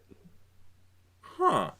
So they made a sequel manga called Return, but they're making a reboot called Tokyo Mew Mew New that's going to be premiering in Tokyo 2022. New. So, yeah. But anyway, yeah, I'm very excited for it to be back. Can't wait. You know, the one drawback, though, is it's not going to have a 4Kids dub. Yeah, it's true, but I don't really care, because I just want to watch it again. And I'm hoping it'll be great. I'm also just kind of like... I love the manga. It's good. Like, the anime, granted, it has a good bit of filler because it's a magical girl anime that's a Monster of the Week show that happens to have a good bit of filler. But honestly, I don't really mind it too much. Mostly just because... you know... I feel like filler bothers me sometimes, but I feel like this filler is more character development in parts. But anyway, yeah. So that's my last one. Someone else take the floor because my brain has stopped working. I'll say I enjoyed it.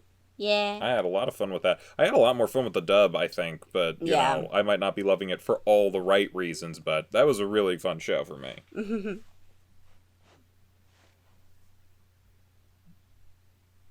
Okay, your turn. Well, anybody who knows me knows my number one, and when we rewatched this show, 2 years ago for the podcast, I gushed about it often. It's, of course, Cory in the House. I mean, Cory in the House is just such a... Oh God, right? I mean, right? I mean, obviously, That's So Raven set the precedent, but, like, Cory in the House is... Okay. Jokes aside. I don't know how you have That's So Raven has so many seasons and Cory in the House does not get a third season. It's like it was the natural progression of where the show was supposed to go. Yeah, it's the spiritual successor, and it quite frankly, let's be honest, it overcomes the original series. I'm just gonna say it. I know that's controversial, but yeah, Cory in the House might be the best thing that Disney has ever produced, anime or otherwise.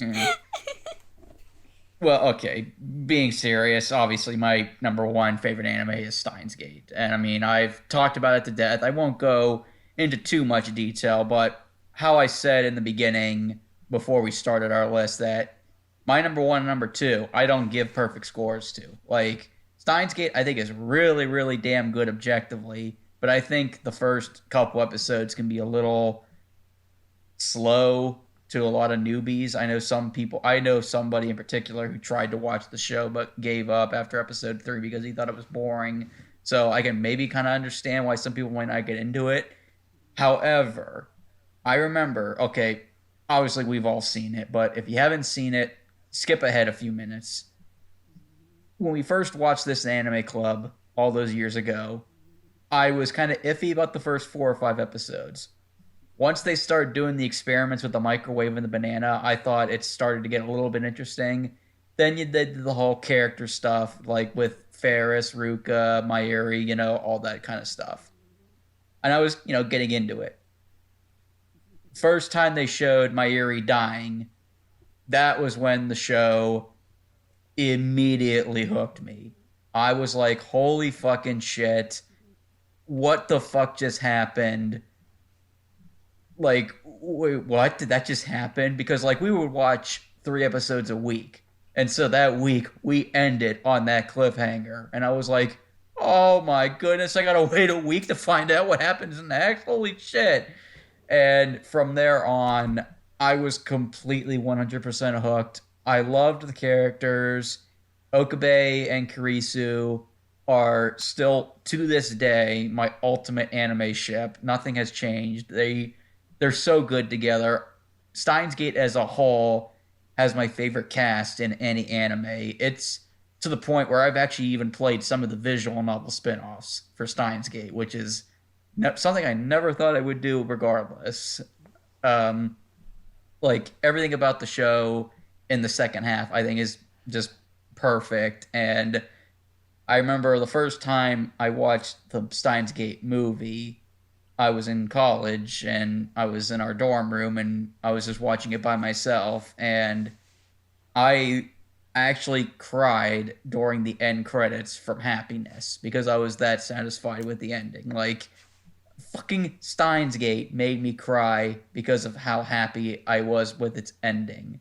If that doesn't scream my connection to the show and its characters, I don't know what does. It's just, I know some people, it's like ranked number 3 on Mal right now, and then of course there's people that say that's overrated, and I don't want to argue with people about that, but Steins Gate was one of the first anime to really leave a big lasting impression on me. And while I've seen technical better anime than Steins Gate to this day, for the past 8 years, has been my favorite anime. And I highly doubt that'll change anytime soon. I just love it to death, faults and all. And it's just, Okabe is one of my all-time favorite anime characters.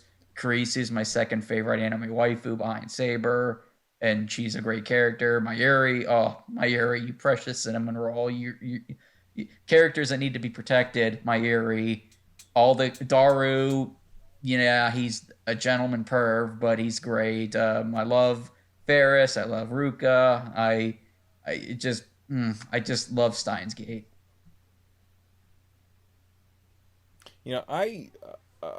I really enjoy that one too. I feel like you're kind of downplaying its technical stuff. Like, it's a beautifully shot show. It's a beautifully animated show. It's got really good score and sound effects. The dub is good. I'm really trying to think of what technical issues you're finding with it. It wasn't so much technical. It was more of, I thought the first couple episodes can be a little off-putting to some people. It could be a little slow. I've heard that from a lot of people. Like, I hear a lot of people say the show doesn't get interesting until the mid-season finale, which was, the big twist, which I can kind of understand. I think I can understand what you're saying, because I kind of felt like the same way, when I first watched it, that it was, a bit slow at points in the beginning, and I, just recently saw, someone else say the same thing, that they enjoyed Steins Gate, but they thought it was a bit slow to begin with. Which, looking back, I kind of understand that because it was, setting up the mystery of the world. I just think that could be off-putting to some people. But I will say this, too. I don't know when I'll get a chance to talk about this. I'll just say this real quick. I have seen the sequel, Steins Gate Zero. I think it's really damn good. I think it's a worthy follow-up to the original. I don't quite like it as much as the original, but I think it's still pretty damn good in its own right. So, yeah. I might have to look into that at some point. Alright, guess I'm the last one. So my number one is going to sound like a cliche, but, there's a reason that it tops a lot of lists. My favorite is Cowboy Bebop, and, you guys know I'm a huge movie guy. I love movies. I love a lot of different kinds of movies. This show felt like it was kind of made for me. It tackles so many different genres, hits a number of different styles of music, and it blends so many things together. Like who has a space western set to jazz? Watanabe does. And it works. And it's beautiful. And it's gorgeous. Like, the animation is fantastic. It came out in 98. It's beautiful. The score with Yoko Kanno again and the seatbelts, fantastic, haunting, fun. It's insane. The characters are the definition of iconic at this point. Like your core cast and everything else. The plot, there's barely a plot. It doesn't need a plot. It just is. And I've mentioned this a little bit with talking about how you can have one episode feel like a feature film. And you start with just some random character you've never even met before, but by the end you care about them and what they're going through and how meeting the main characters and everything else has affected them in some way.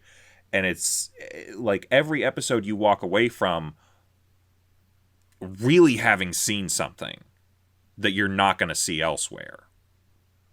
And again, they cover everything. The majority of the show, it takes a lot of tropes from a few specific genres, like sci-fi. Obviously, they're in space. There's the Western aspects, film noir elements, but they also they do horror thrillers and psychological movies and oh god, they do a whole episode that is basically an homage to Alien. They have they parody exploitation films. They have so many different it's you talk about JoJo's Bizarre Adventure, where it's this dude was a big fan of pop culture and music and all sorts of other stuff. Shinichiro Watanabe is exactly the same way, and he was just I want to put every movie that I like and all the different kinds of music that I like and all that sort of stuff, and hell, let's draw half the characters like celebrities that I like, and we'll just put them all into a movie, not into a movie, well, eventually into a movie, but we'll put them all into a show, and it just somehow worked. Everything worked. Okay. Episode 24, or is it episode 24, Boogie Woogie Feng Shui is not great. But when you have one episode out of your whole series that's just good, the rest of your, that's insane. The whole series is great. Except for, one episode. Because it's just good. When the lowest one you have is just good. Everything is fantastic. God, I talked about Code Geass and how you get the void after a really good show. Same thing here with Cowboy Bebop, especially with its ending. My God, if you want an iconic ending for a series, every episode ends with the little bumper at the end where it says "See Ya, Space Cowboy." They occasionally changed it up depending on like what they had a "See Ya, Space Samurai" for the end of Cowboy Andy because he decided to switch genres at the end of the episode. But like the final words for the last episode of Cowboy Bebop is, "You're gonna carry that weight," and every time I watch that, I do at the end. I know exactly what he's talking about when he put that on there, and everybody who watches it feels it at the end. And you got to carry what you just watched with you. It is, and I know like dubs have gotten better, but like Cowboy Bebop's the golden standard for all dubs. Like it was the one where people were like, holy crap, this is gonna be really, really good. The cast was perfect. The score was perfect. The animation's perfect. The stories were perfect. Boogie Woogie Feng Shui, even that one's good. Everything about it was phenomenal. And I'm not one of those people who I don't like that. I don't know if it's entirely gatekeeping, but like there's people who are like, these 10 shows, these 15 shows are essential watches if you want to be an anime fan. You have to do this if you want to be. I don't like that kind of stuff. Because it's like, you know what, everybody's their own person, everybody's their own fan. This show isn't on your guys' list. That's fine. You know, you guys like what you like. But I don't think I've ever met a single person who's watched this show who didn't come out of it with at least one episode that blew their mind. And yeah, I don't know. I think there's a reason that a lot of those like essential viewing lists tend to have this very near the top. And it's the top of my list because, yeah. But I don't know. Have you guys seen this show? Yes. I've seen Okay. the one movie. Okay. And I've seen like clips of the show here and there, just like from Adult Swim. But aside from that, I haven't actually watched it. Yeah, I watched I it. have A lot not. A lot of this might just be me. Because, like, I also had that thing with Fooly Cooley where I have my own interpretation of what's going on and, like, it just hit me in a specific way. But Cowboy Bebop hits me in the perfect way. I have no other way of saying it. It's just, it's everything that I wanted from it and more. And, chef's kiss. Yeah. There you go. I mean, it also has one of the best and most iconic openings in anime history. Tank is Without a doubt. Yeah. Like, even people that don't like Cowboy Bebop love Tank because Tank is amazing. I just include that in the score almost because it's the same thing. It's they didn't get like a separate person to do that. It was the Seatbelts, and they're there. It was a band made by Yoko Kanno, who I'm not sure, they might still be like doing performances and stuff. Yeah, they do. Different places.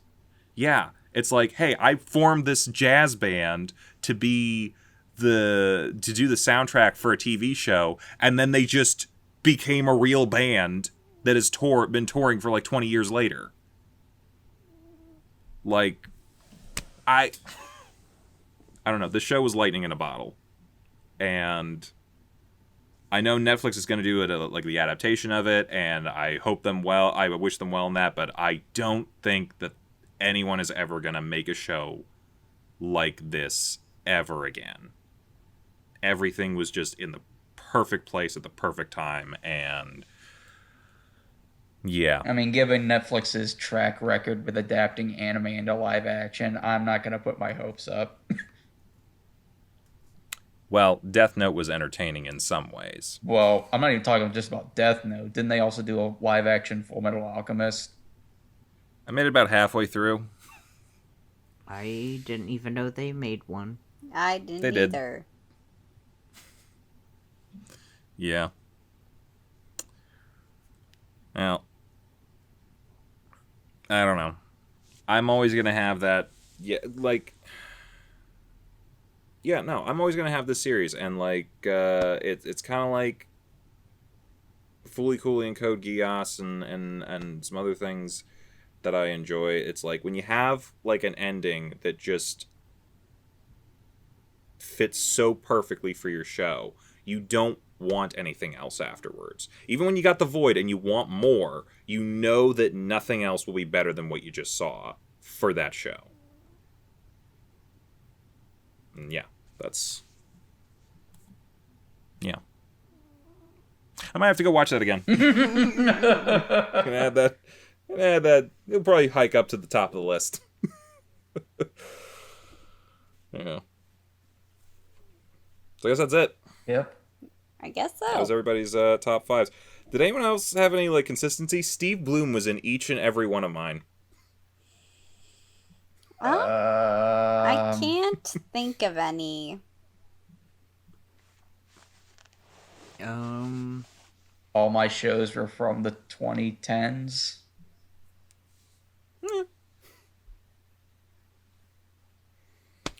Well, this was fun. We should do one for movies at some point. Speaking of movies, we watched a movie recently. We should talk about it next week, right? Mm-hmm. We saw Demon Slayer, The Mugen Train. I don't know what the actual title is. Is it just The Mugen Train? Demon Slayer Mugen Train. Yeah. Demon Slayer Mugen Train. Yeah. The highest grossing anime film of all time. It beat your name? Yep. Yep. I don't know how I feel about this now. It is making I bank. really love your name.